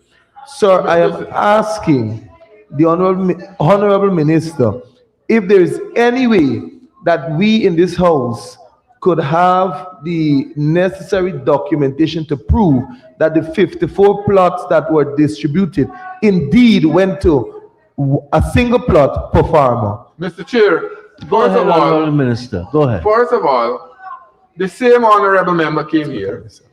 I challenge him to bring to me a list of fisher folks who haven't received their cash grant 2 years ago. He failed. He never brought it to my attention. I have the head of GLDA who is telling me, who told me just now when I launched the program, I said one plot for farmers. And the head of GLDA is telling me again that that's the criteria that was used, that he don't know of anyone receiving 2 plots. So if the honorable member has that information, I'll bring it and we'll deal with it. But as it stands now, if we don't have the evidence, then it's not true. Simple as that. Thank you, Minister. Minister, I heard exactly what you heard. He said he had the information. You said bring it. And then the honorable member said, you should give me the list. Let me go and check. That was the imputation. Honorable members, I think we have exhausted. Mr. Chair. Honorable member, Ms. Halley. It's not a question, it's just a point of clarification for the Is it that the minister has the authority to determine whether or not he lays over, or does that rest with the speaker whether or not the minister lays over a document? Just for clarity's sake. It rests with the request. So some persons may say, Honorable Minister, can you lay over the list of farmers?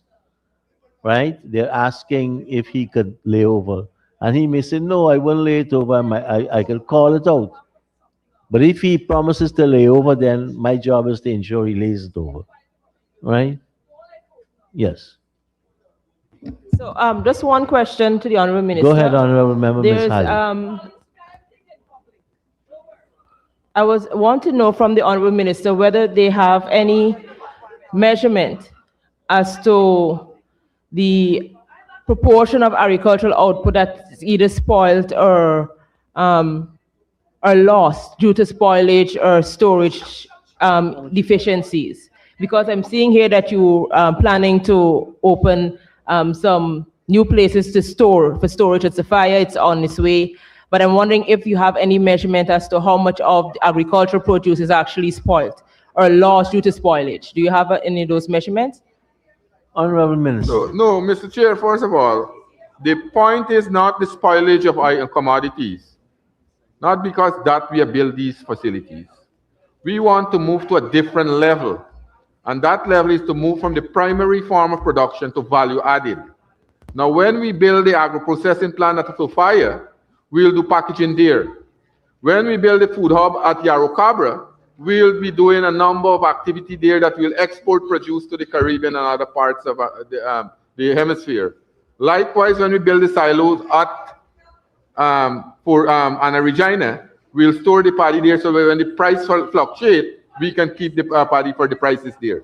So it's not because of spoilage and we don't have the information on that. We don't that have we the have information. large amount of spoilage.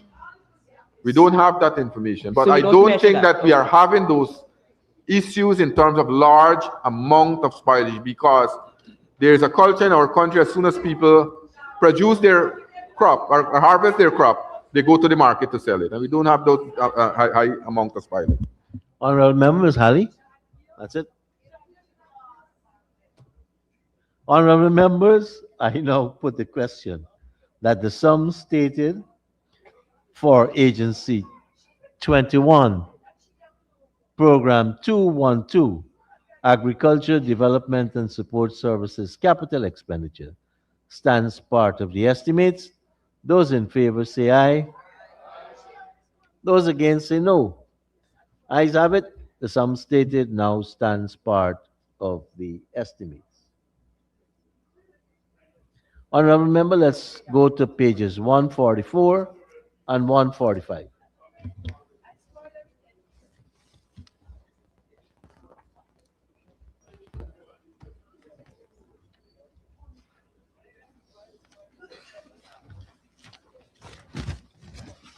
And I propose a question that the sum stated for Agency 21, Program 213, Fisheries, current expenditure, stands part of the estimates.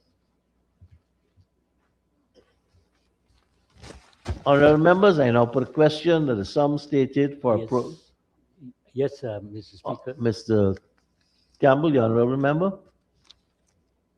Seems okay. Through you, Mr. Chair. Line item 6222, field materials and supplies, has a significant increase from 118 million to 200 million. Can the Honorable Minister provide an explanation for that increase, please? Honorable Minister. So Mr. Chair, yes, I saw it's $81 million increase from this program here. And this caters for a number of projects, full operations of the freshwater cage culture. We have already put down 46 cages in indigenous community that are producing tambiki, and it's contributing approximately $1.5 million annually. And we are hoping to increase that this year. Almost 35 new cages will be put down in various hinterland community. Also, we will continue with the expansion of our feed mill to produce aquaculture feed. And then at the Underwalk, we have 10 prawns pond there. We already start exported prawns to Barbados and packaged prawns to Barbados. And we are hoping that we normally purchase the larvae from Florida. We are hoping by the mid this year, we will produce our own larvae right here in Guyana because we are now setting up the hatchery at Mandrupu to produce in large scale larvae in large scale. Also, we have a number of private investors who are going into this form of production. So the shrimp hatchery, the feed mill, the cage, the 36 cages that we'll be putting down more, and the other infrastructure in Region 5 in terms of doing more of these prawns pond. Those contributed to the increase in this line item. Thank you, sir. Thank you, Minister. Yes, Mr. Speaker. Honorable member, Mr. Pandey. Thank you, Mr. Speaker. I make reference to line item 6116 under contracted employees and the number showing 15 additional persons from 2025. So, Mr. Speaker, 10. from 2025, the revised latest estimate is showing, as against the 2026 budget, an increase of $26,239,000. And this, in addition to what we refer to as 15 additional persons. Mr. Speaker, I'm asking what these contracted persons would be doing, and the Honorable Minister can be kind enough to explain. So first of all, Honorable Minister. First of all, Mr. Chair, it's 10, not 15. It's 10. And the 10 are as follows: Chief Fisheries Officer, two Fisheries Officer, two fish station attendant, 4 cleaner, 1 fish field attendant, giving you 10 additional staff, not 50.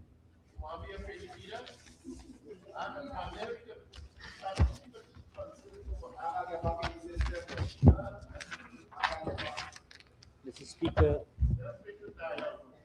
I rise on a point of order and referring to 45C and D of the standing order.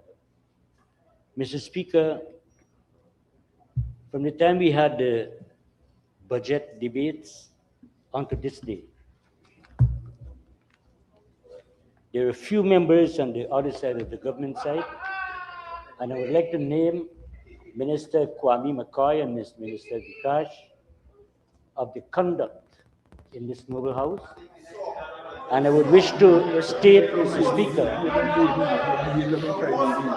that's a classic demonstration of what I'm saying. But I want to say that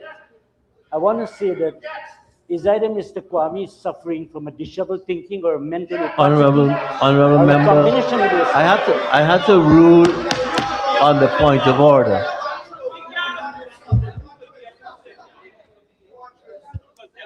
Honorable members, I need to hear the minister and those asking the questions. But please, we have, as my record shows,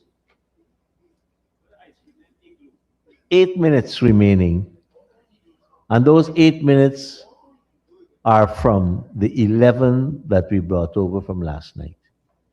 The minister has exhausted his 1.5 hours, and we are 3 minutes into the 11. So we have a lot to go through here. Honorable member, I have made a general comment with respect to the interruptions and the loud interruptions. Let us proceed with the business before us at this time. Thank you. For the purpose of the record, Mr. Speaker. Honorable members, we have now 7 minutes remaining. I put the question that the sum stated for Agency 21, Program 213 Fisheries current expenditure stands part of the estimates. Those in favor say aye. Those against say no. Ayes have it. The sum stated now stands part of the estimates. Honorable members, let us turn to page 522.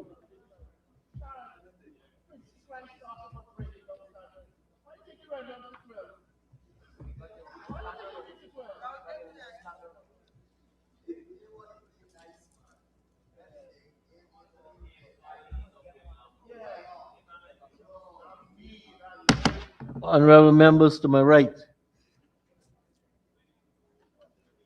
Honorable members, I now propose the question that the sum stated for Agency 21, Program 213 Fisheries capital expenditure stands part of the estimates.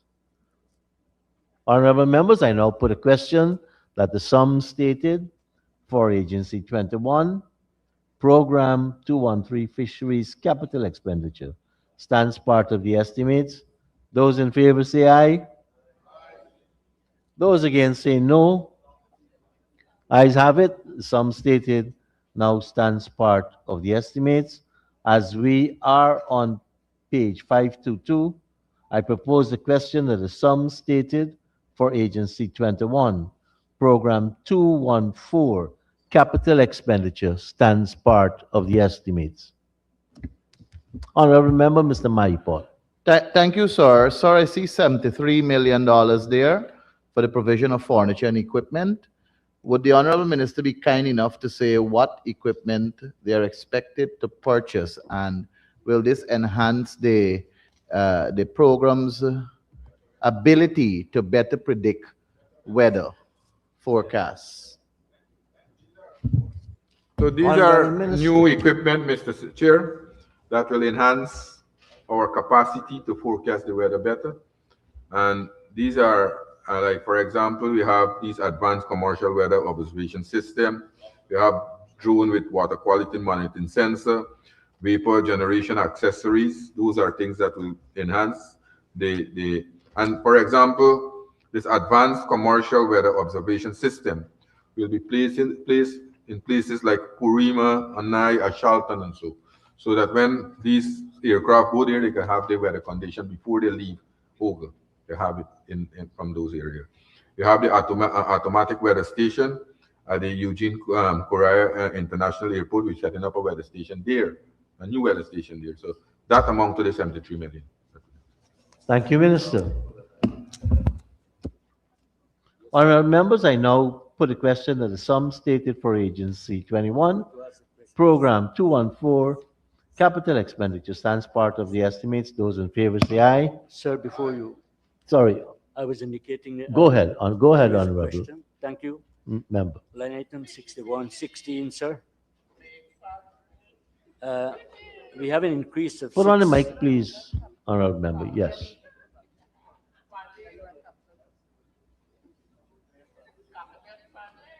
Honourable Kwame McCoy, please. I withdraw this, Mr. Speaker. Honourable members, I now put a question that the sum stated for Program 21, 214, Agency 21, Capital Expenditure stands part of the estimates. Those in favor say aye. Those against say no. Ayes have it. The sum stated now stands part of the estimates. Let us turn to pages 146 and 147. And I propose a question that the sum stated for Agency 21, Program 214, Current Expenditure stands part of the estimates. The Honourable Member, Mr. Mahipal. Thank you, Mr. Chairman. Mr. Chairman, 6284, other. Would the Honorable Minister be kind enough to tell us what this sum of 112,446,000 covers? Honourable Minister.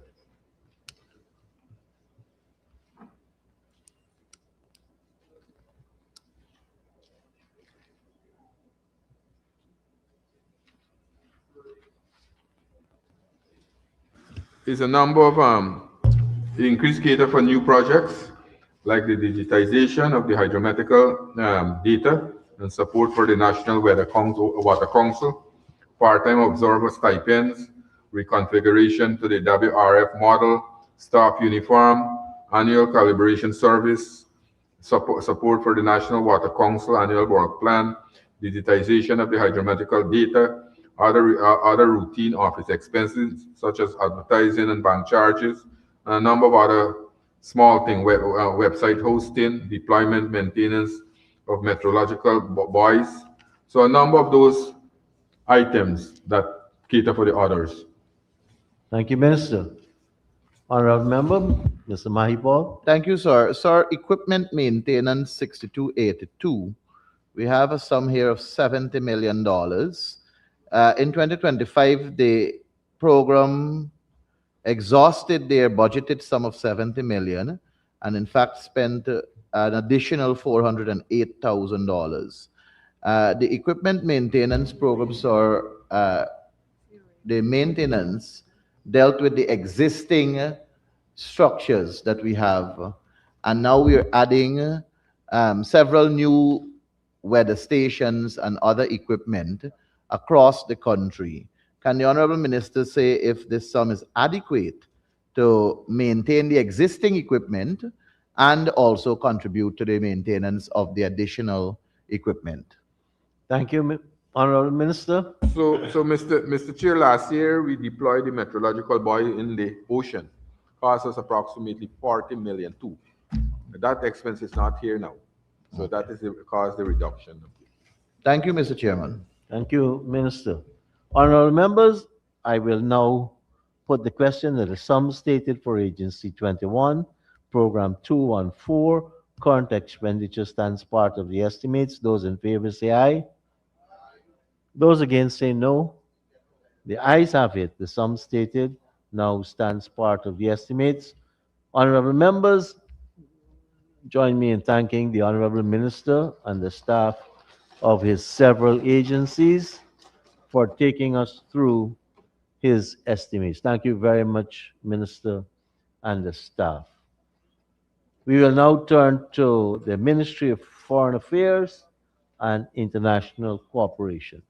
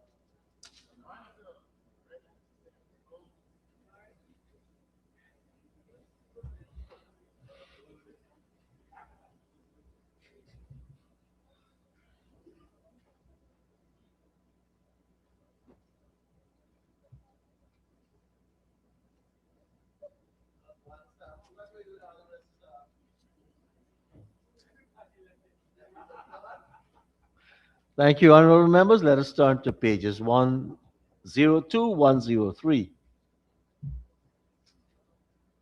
And I propose the question that the sum stated for Agency 12, Program 121, Development of Foreign Policy Current Expenditure, stands part of the estimates.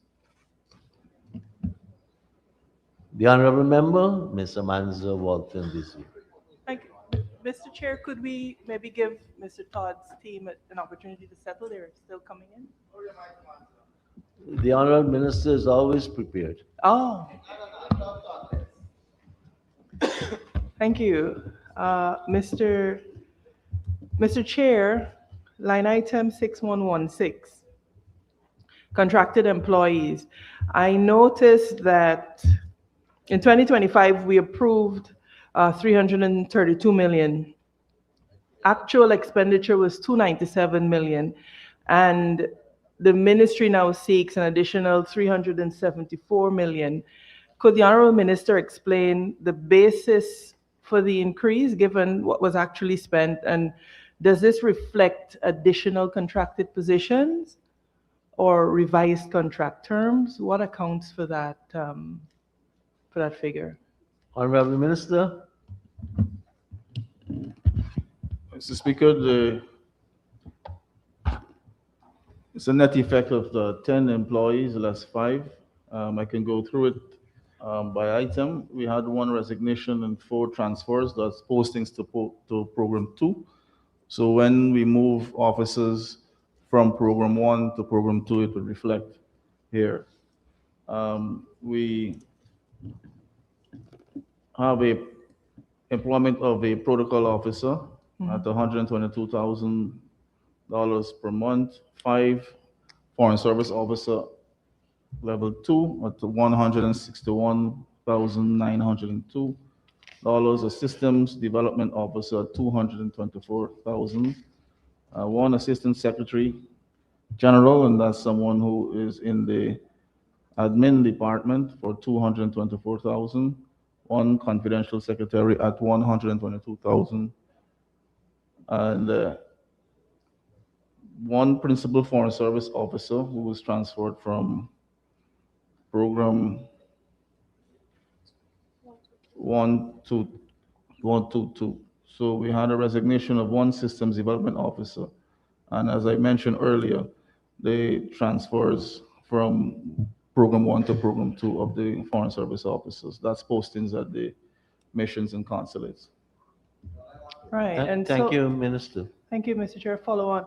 So that would account for the actual expenditure last year, but you have increased the sum. So I'm wondering, what does that entail? But Mr. Todd, you could just lay over the positions and commensurate Mr. emoluments, Chairman, if you wish. if I may, I think that would be reflected in the increases in salary as well. So you'll have to compute all of that in the salaries of all of the employees within the ministry. At least under that particular program and head.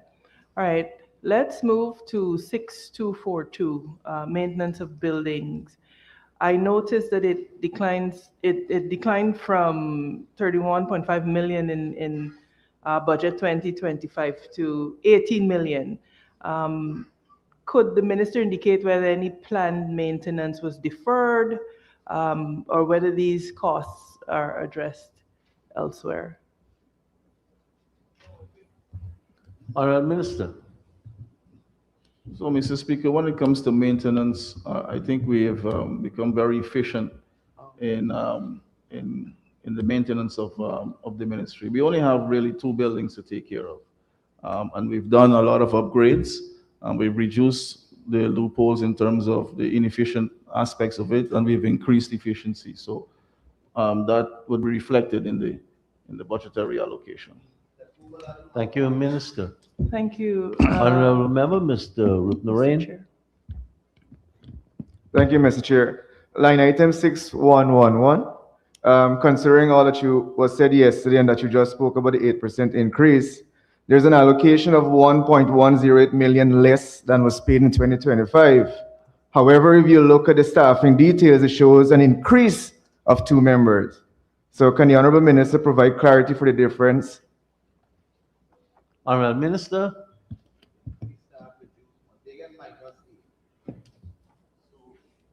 Mr. Chairman, we have two typist clerks who were redesignated to personnel officers. That's actually a promotion.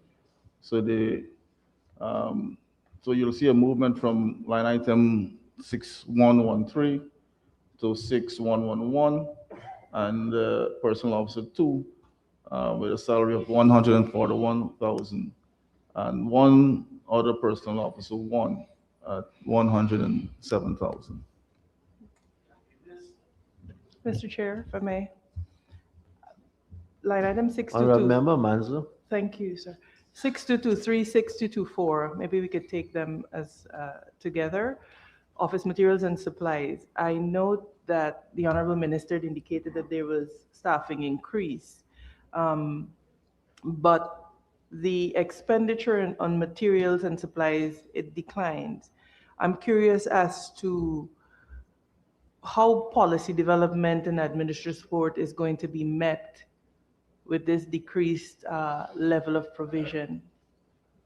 I know we're used to people saying, oh, there's too much money, but how are we making sure that our staff has everything that they need to do what they have to do?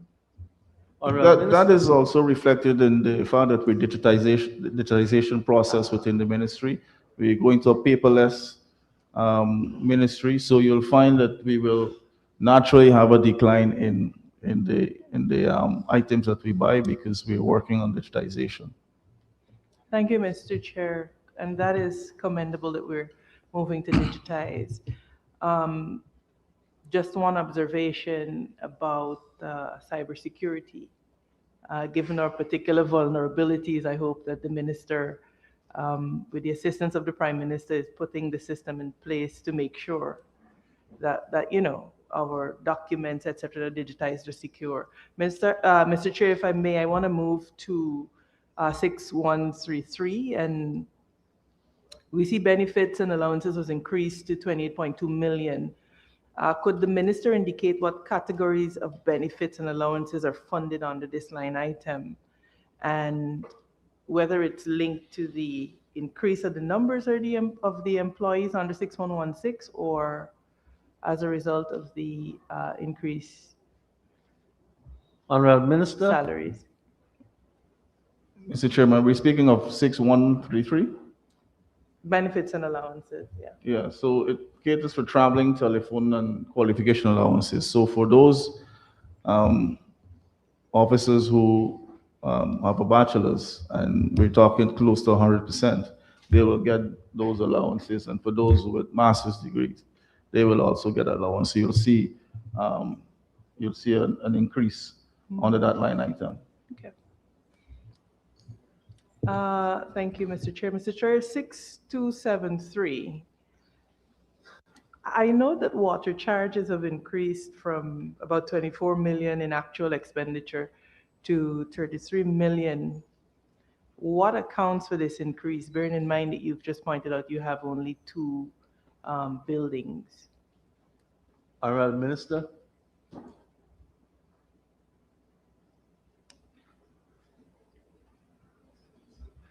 Mr. Chair, you said 33 million? 24.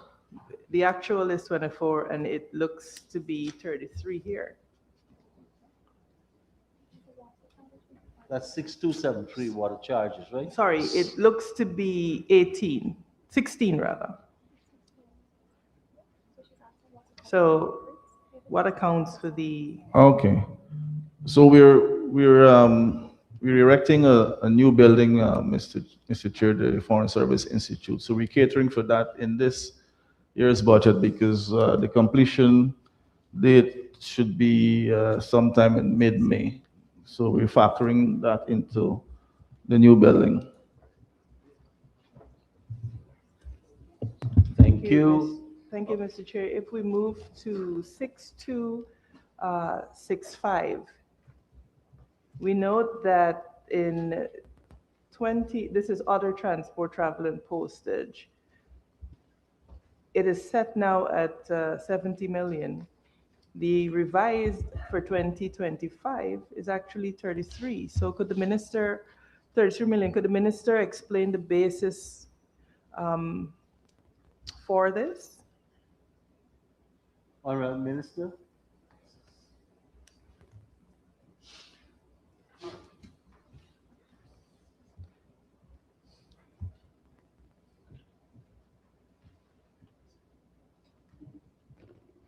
Mr. Chair, the basis for the increase? No, I'm saying that if you look, you budgeted 70 in 2025, but your actual expenditure was 33. 33. I'm just wondering what was responsible for. I don't want to call it underperformance. I just want to know what accounts for the actual being that. That is reflected, Mr. Chair, because last year we did not do any postings or cross postings due to the events of that time of the year. So we've had to defer the postings for 2026. Could you, just for the listening public, just break down for us when you say postings and cross postings? What do you mean? So because we're managing also 21 missions, which would include the consulates and embassies, every year we have a rotation of foreign service officers to the various jurisdictions where we have these missions. So that is catered for in this line item. So last year we did not get effect that activity, and that's a major activity in the calendar of the Ministry of Foreign Affairs and International Cooperation.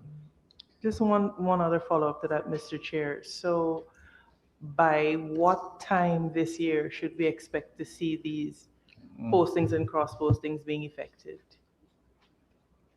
Sorry, Mr. Chair, could you repeat that, please? No, I'm saying you said we'll do that activity this year, the postings and cross postings. When are you going to start effecting this? So we've started putting together the schedule, and usually we will do it during the summer to cater for those officers who are married with children, because there's a change of school and so on and so forth. So we try to accommodate them. So we try to do it either mid-year when there's a summer break, or the end of year, school break, or at the end of the year when there's another school break, so there's no disruption. Thank you. Mr. Chair, other 6294.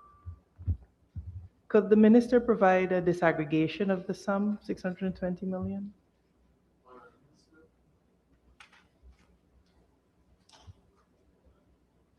Thank you, Mr. Chair. So I begin with transportation and visiting delegations.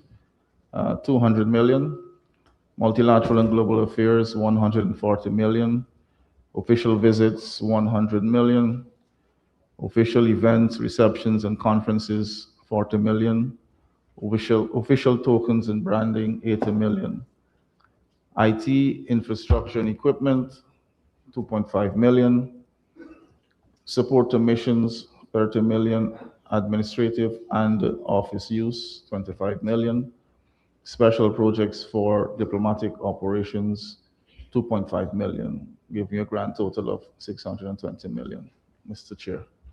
Thank you, Mr. Chair. And 6284 stated as other, amounting to some 862 million. Could the Honorable Minister give us a disaggregation of that?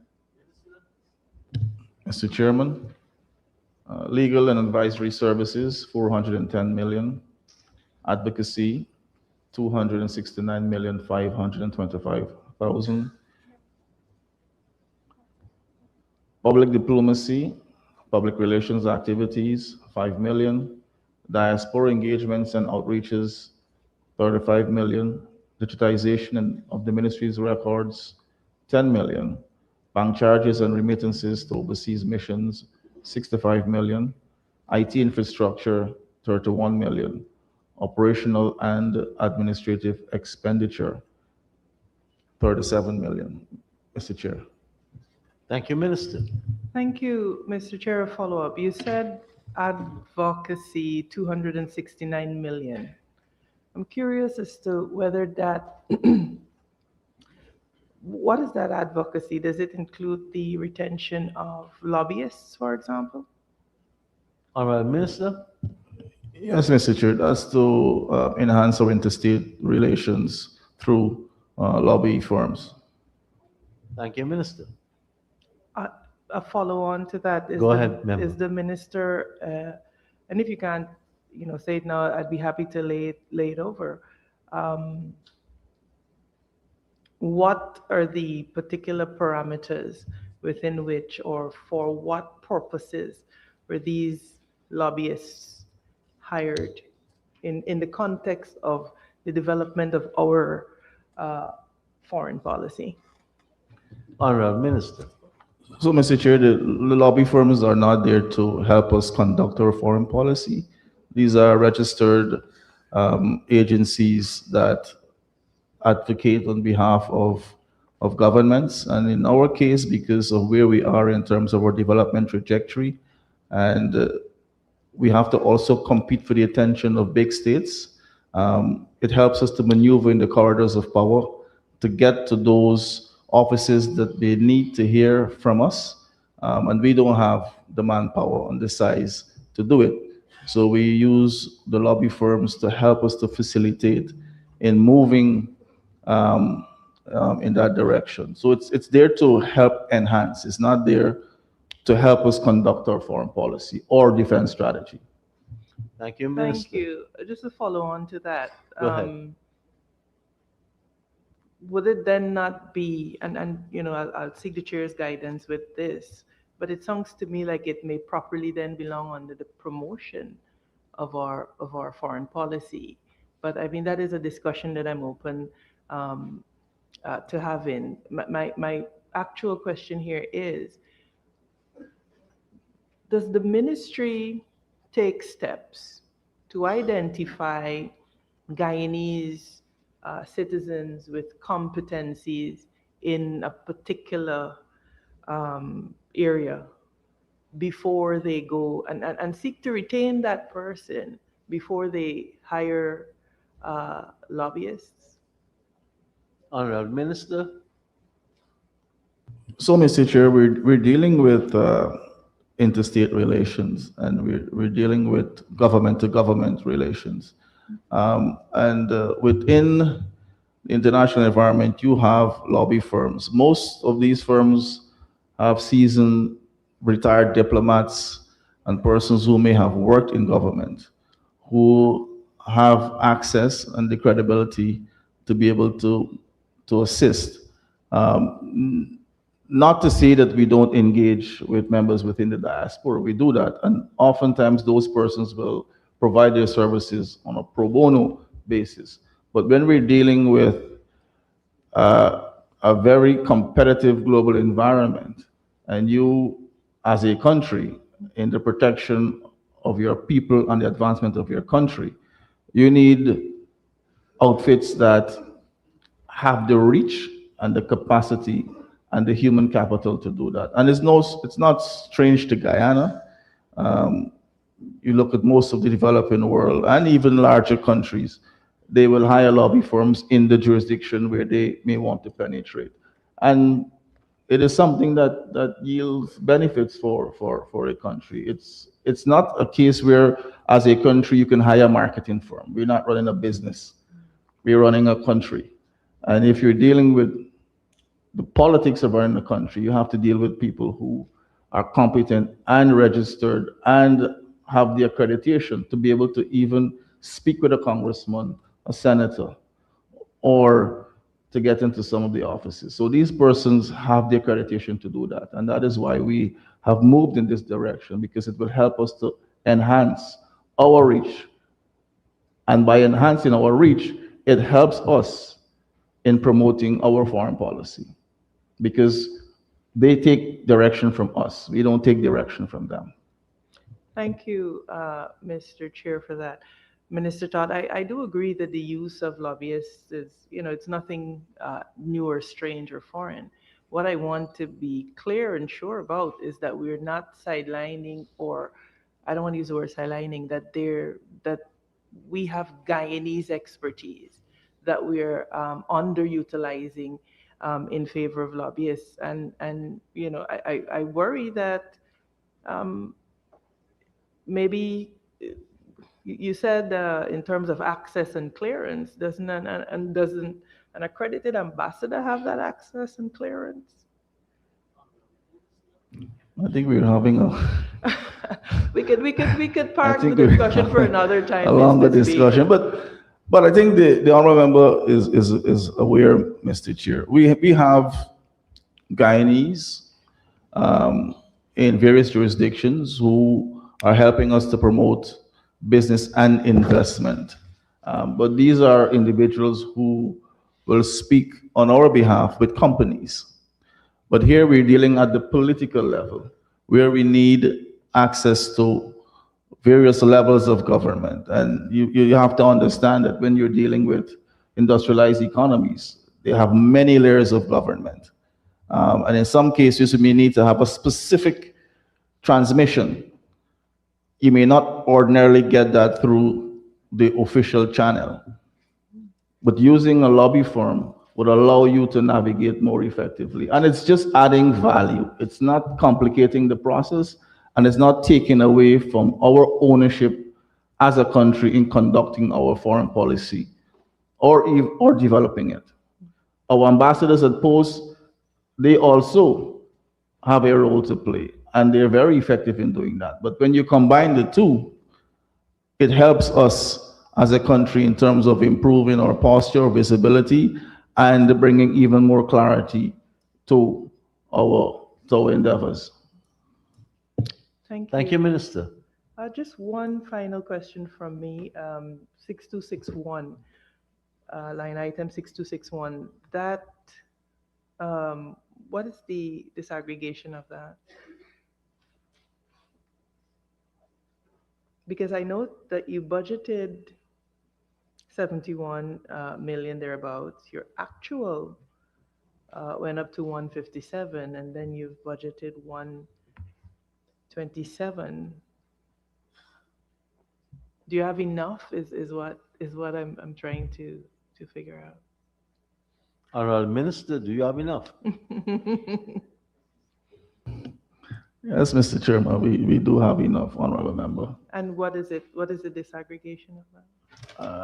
If you allow me, airfare for high officials and staff, 84 million.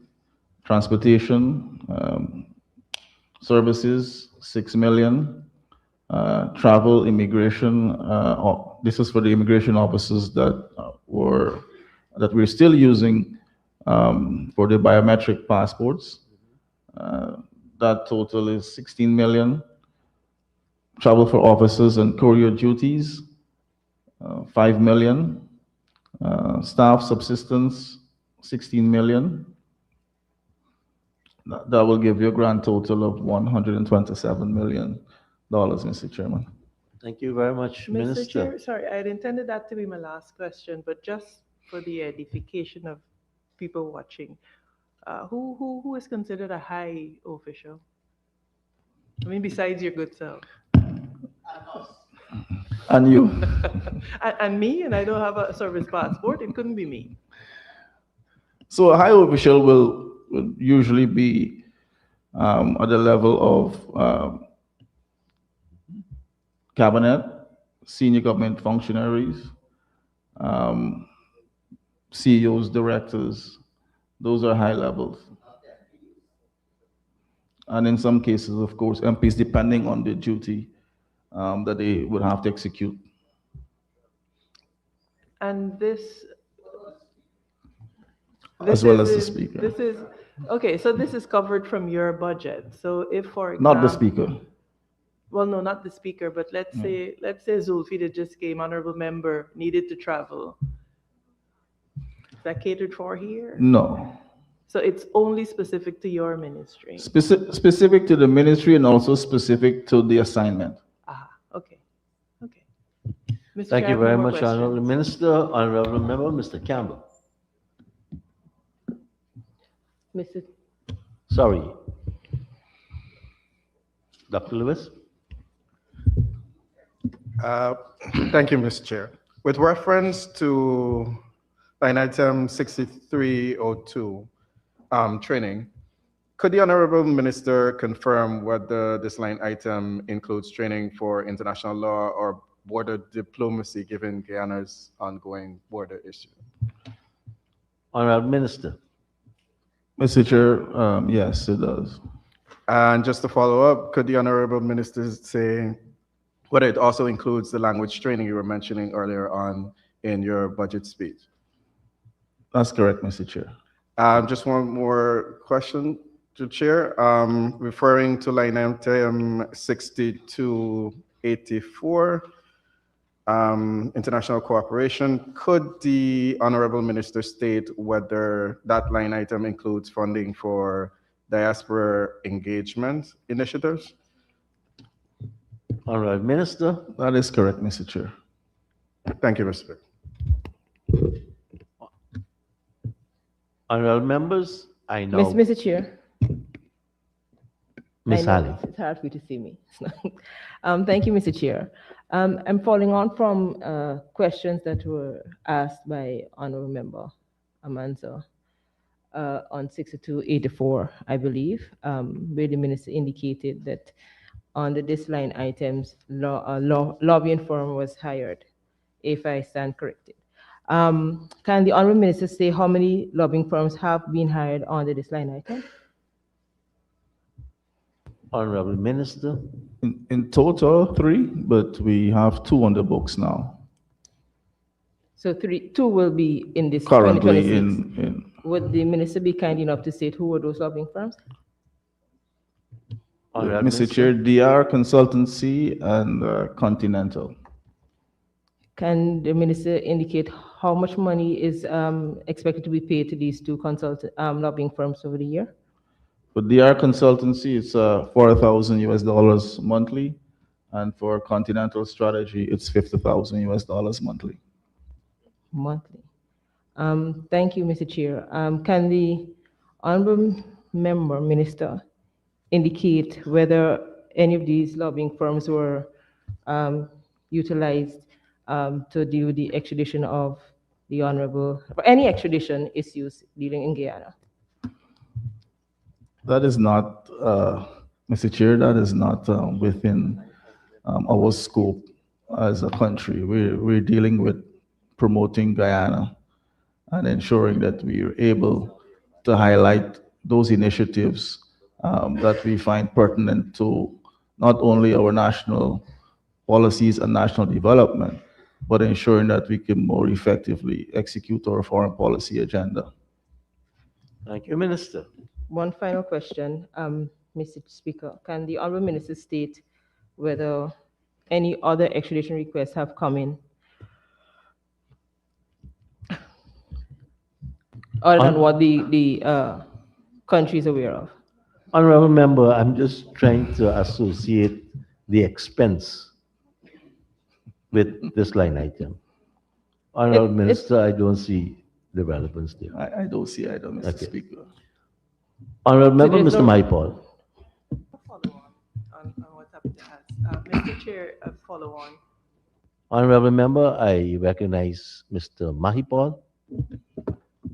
Thank you, Mr. Chairman. Mr. Chairman, 6261, a follow-up from what the Honorable Amanza Walton Desir was asking just now, reference to high officers.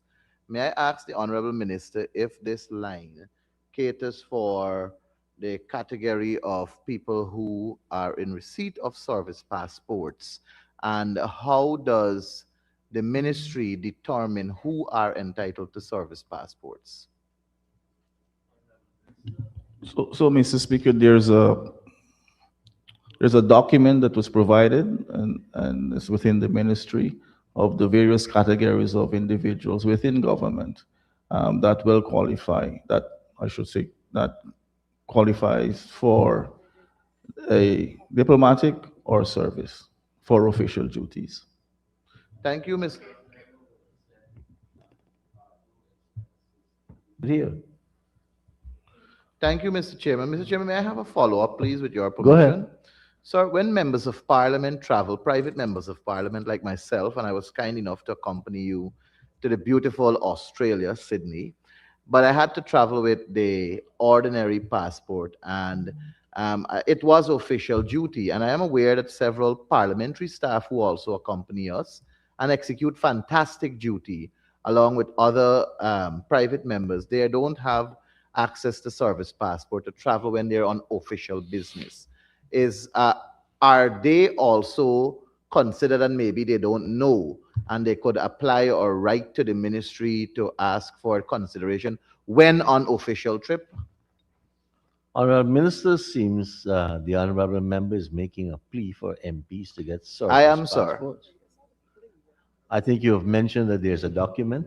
Go ahead. As I understand it, Mr. Speaker, the document that is currently in force only speaks to members on this side of the House, as well as other officials serving in various capacities across government. So in the judiciary, military, police, and some of the agencies.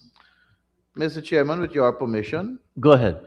the Honorable Minister was kind enough to say only members on that side of the House. Does that include private members on that side of the House? I don't know who's a private member on this side of the House. As in a non... On this side of the House, you have ministers, parliamentary secretaries, and ordinary MPs. Ordinary MPs, sir. Honorable Minister are MPs of the government given service, sir. I think that's the question. And are we paying for it out of this line item? Yes, sir. Thank you very much. You're welcome always. Mr. Chair, you may have one or two members on this side of the House who are MPs with a service or diplomatic passport based on their appointment. Sir, may I ask the Honorable Minister, with your permission, who are the MPs that are ordinary in the House with service passports?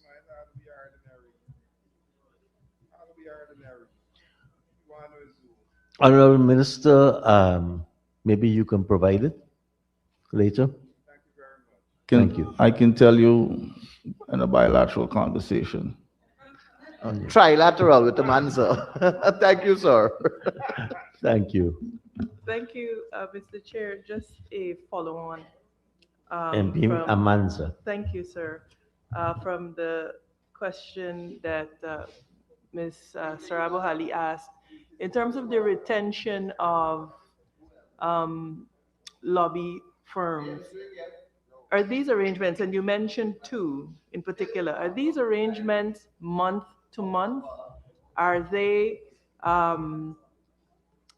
objectives based, or is it a yearly contract that we're already locked into?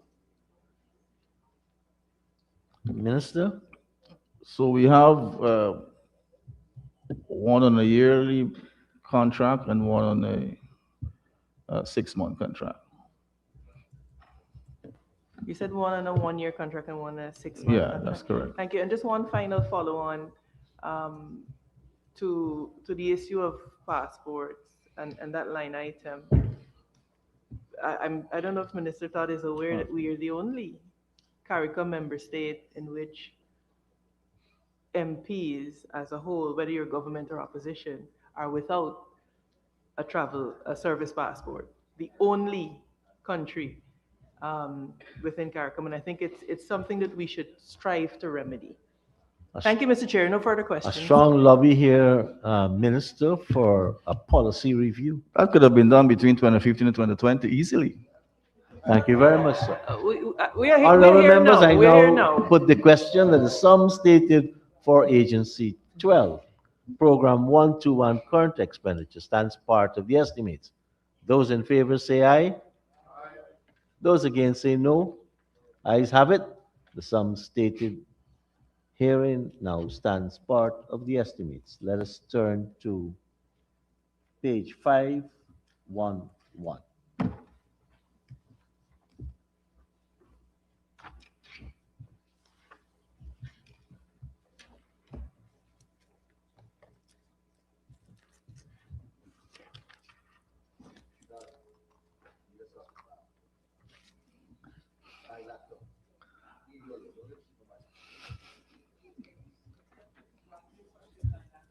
Honorable members, I propose the question that the sum stated for Agency 12, Program 121, capital expenditure, stands part of the estimates.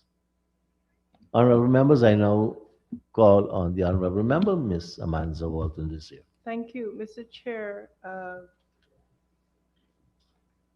Project code 1201400, provision for building. I know this covers the Foreign Services Institute that you're currently constructing. Would the Honorable Minister be kind enough to give us just an update as to where we are and when do we expect completion and operationalization of this facility? Honorable Minister. Last report I got was that we're about 35%.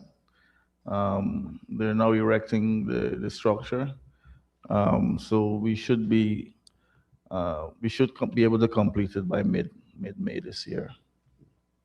I think you answered that too with the water charges, right? I did, Mr. Chairman. Honorable members, I now put a question that the sum stated for Program 121, Agency 12, capital expenditure stands part of the estimates. Those in favor say aye. Those against say no. Ayes have it. Sum stated now stands part of the estimates. Let us go to pages 104 and 105.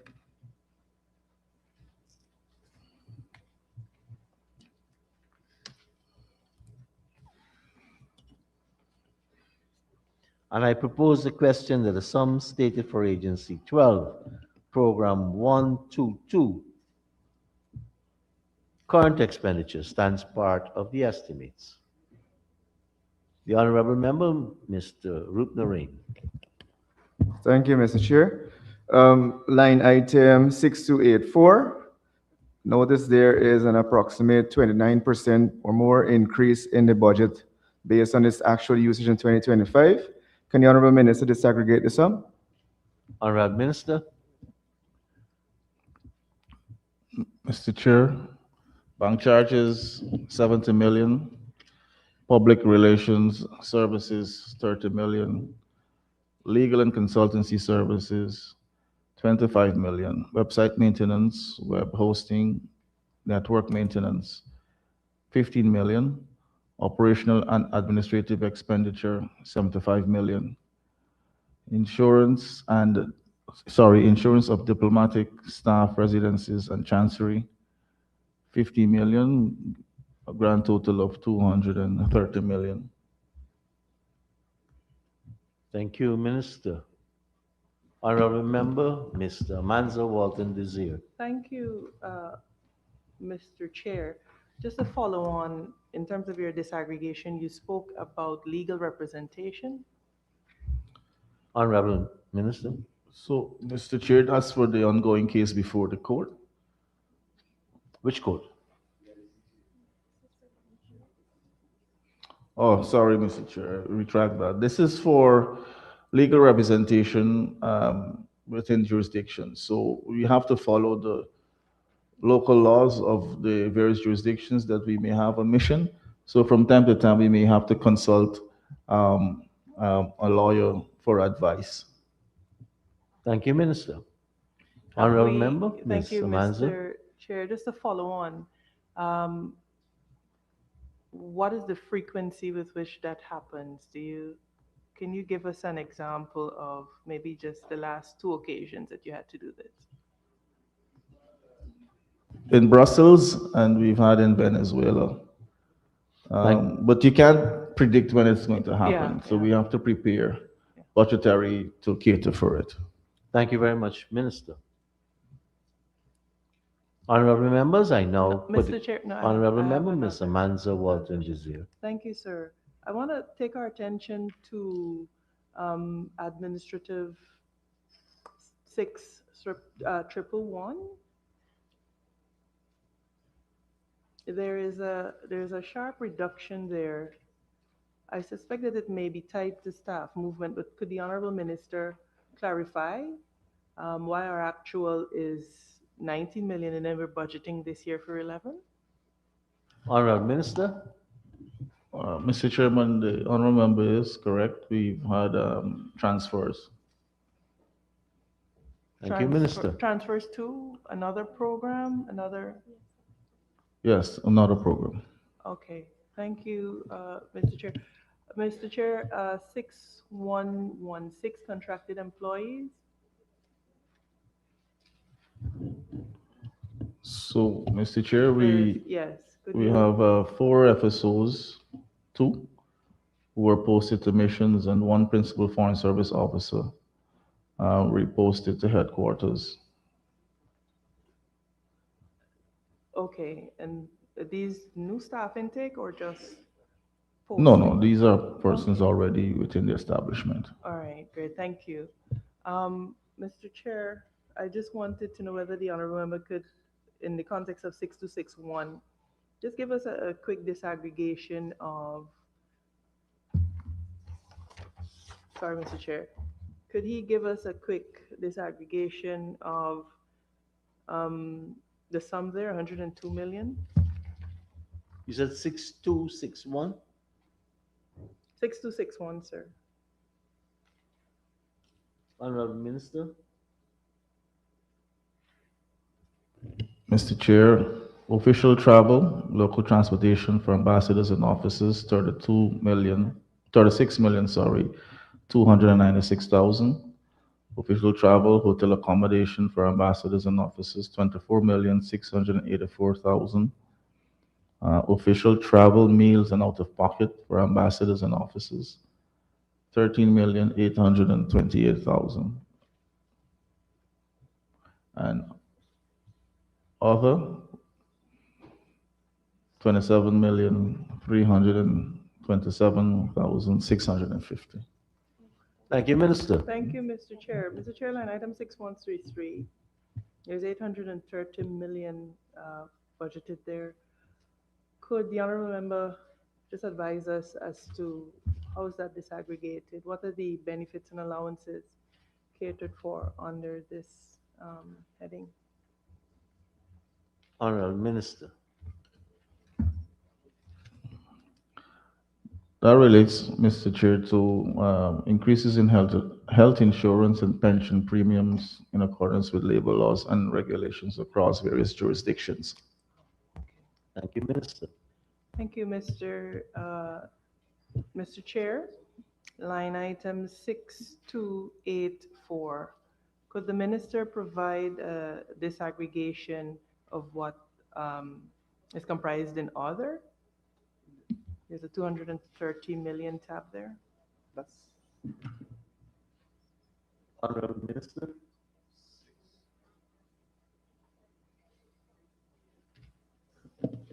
Mr. Chair, I think we have already disaggregated 6284. Oh, I'm sorry. 6294 rather. 6294, my apologies.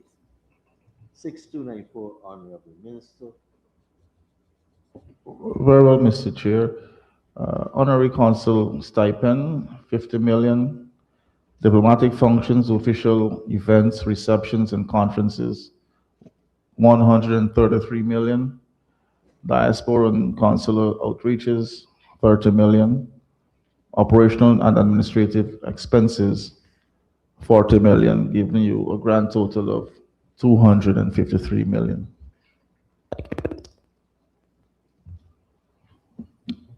Honorable Member, Mr. Rupnarain.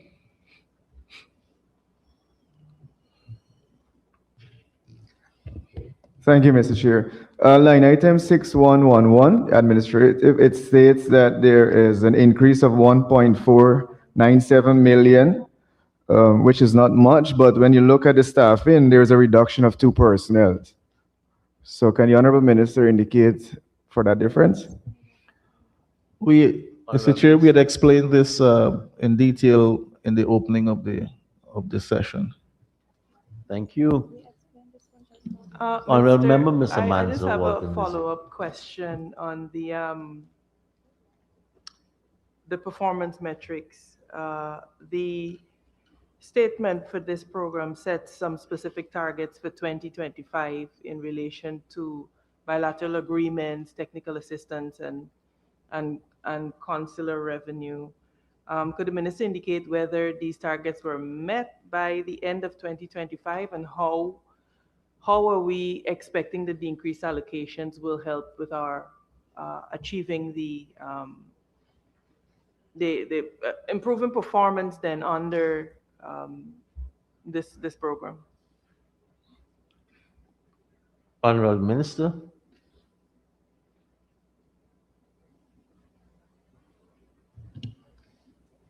So, Mr. Chair, we had set the target at 12, and we were able to achieve 9. 15, and we were able to achieve 9 in 2025. The target for 2026 will be 12. Could the Honorable Minister just give us, I mean, I'm sure there are certain sensitivities, what accounts for the shortfall in what we've set ourselves and what we achieved? Honorable Minister. I wouldn't say a shortfall, Mr. Chairman, because you're dealing with it's interstate relations, and you can start the process. You can have a document with the other nation state, and it can take time before it's returned.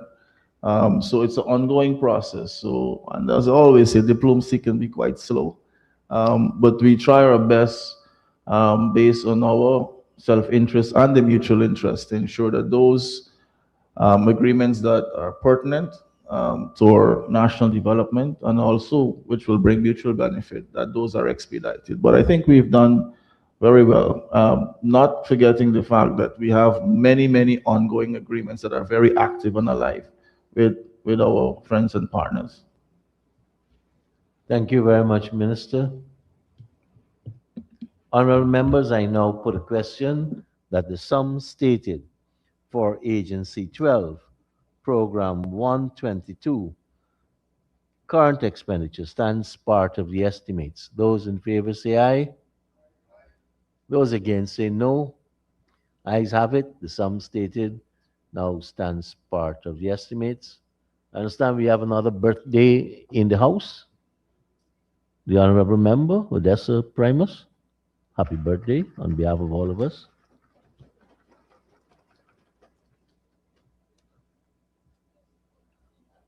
Honorable members, let us turn to page 512.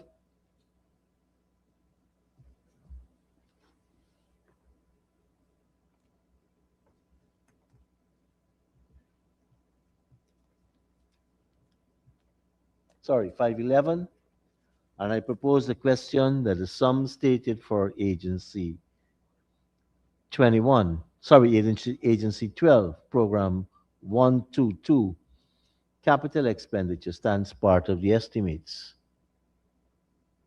Honorable members, I now put the question that the sum stated for program 12, 2, that is 122, agency 12, capital expenditure stands part of the estimates. Those in favor say aye. Those against say no.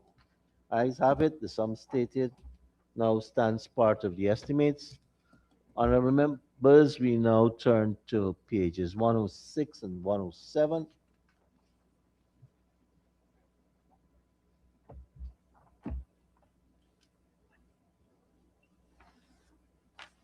And I propose the question that the sum stated for agency 12, program 123, development of foreign trade policy current expenditure stands part of the estimates.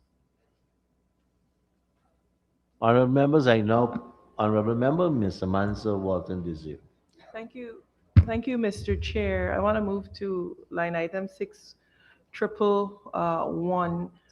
Mr. Chair, we note that the line item has declined significantly to approximately 11 million compared with the revised. At the same time, we're noting that employment costs have gone up. Could the Honorable Minister explain how wages have been reduced to this sum and whether administrative assignments have been assigned to other categories of staff or to contracted employees under 6116? Why this sharp decrease? Honorable Minister.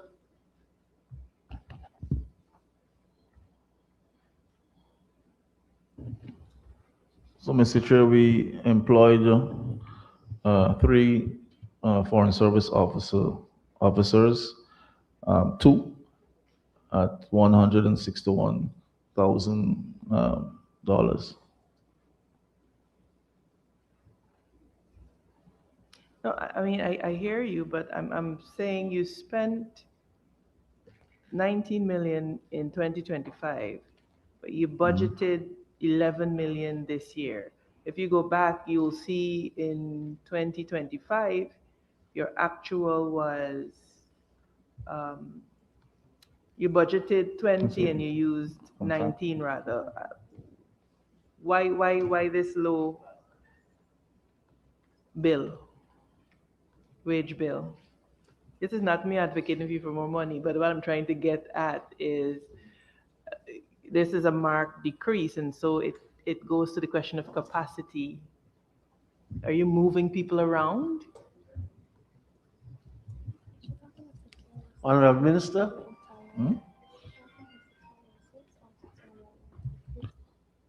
Mr. Chair, just for clarity, you're talking about 6116 or 6111? 6111, 6111. So, Mr. Chair, we had the retirement and transfer. So one principal foreign service officer was transferred to line item 6116. That's for $582,000 monthly. And then we have one senior foreign service officer who would have retired. Thank you, Minister. Just a follow-up, please. Go ahead. Because the retirement of that senior officer and the transfer of one reflects a decimation in your staffing complement and certainly could affect this very critical area of development of trade policy. I'm just curious as to how you intend to, and do you intend to replace that capacity? Honorable Minister. So, Mr. Chair, we've over the last 3 years, we've been building out the foreign trade department. We have Ambassador Totoram, who is leading that department now. We have another senior advisor, along with 5, I believe, officers who have been showing great strides in terms of their competency. At the missions in Geneva and in Brussels, we have a fairly good complement of officers who are well trained and are doing very well for us. So I won't say we're currently understaffed at headquarters, but of course we will need to employ more persons so that we can have a movement upward in terms of the skill set and to prepare them not only to execute our trade policy here, but in also promoting our trade policy at the WTO and as well as in Brussels, where we have the Samoa agreement that we have to execute through the EPA. Thank you, Mr. Chair. Just to follow up, you mentioned that we've retained Ambassador Totaram, is it? You promised me last year, Honorable Member Todd, that you would lay over a copy of our trade policy framework. I don't recall seeing it.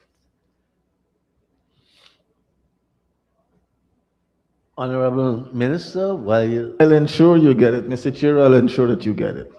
I'm gonna I'm remind going you. to charge Ambassador Totaram to ensure he Okay, gets it to you. we'll make a note of that. Thank you, Mr. Chair. Mr. Chair, I just want to follow up on 611. I just want to say that we have 5 minutes remaining for the hour Okay. which was allocated. Okay. This would be my final question on this actually. And so I want to let me jump then to the metrics that we've put out for this program in the performance indicators. Program 123, Mr. Chair, identifies markets sustained as a performance indicator. Could the minister indicate which markets were sustained during that year and what criteria is used to determine whether a market is sustained? Honorable Minister? So, Mr. Speaker, we've sustained 130 markets. Thank you, Minister. One follow-up, please. Go I ahead. note as well that they have products gaining preferential access as a performance indicator. Could the minister say which specific products gained preferential access during that year under this program? Honorable Minister? Mr. Chair, there'll be petroleum and mineral exports, aluminium and gold, meat, coconut products. That's 5? Okay. And you don't have to answer it now, and feel free to lay it over. To which markets? I'd be grateful to know that too. Which are there specific markets? Honorable Minister?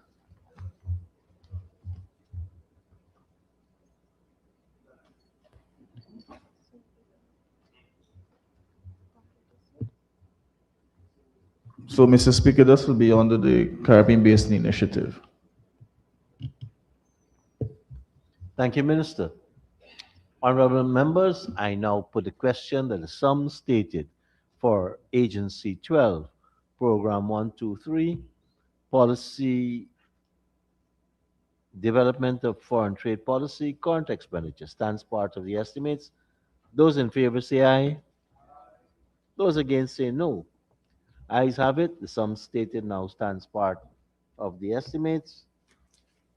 Honorable members, turn to page 511, and I propose the question that the sum stated for Agency 12, Program 123, Capital Expenditure, stands part of the estimates. Honorable members, I now put the question that the sum stated for Agency 12, Program 123, Capital Expenditure, stands part of the estimates. Those in favor say aye. Those against say no. Ayes have it. The sum stated now stands part of the estimates. Thank you very much, Honorable Minister and your staff of the Ministry of Foreign Affairs and International Trade. This is a good time, honorable members, for us to take the suspension.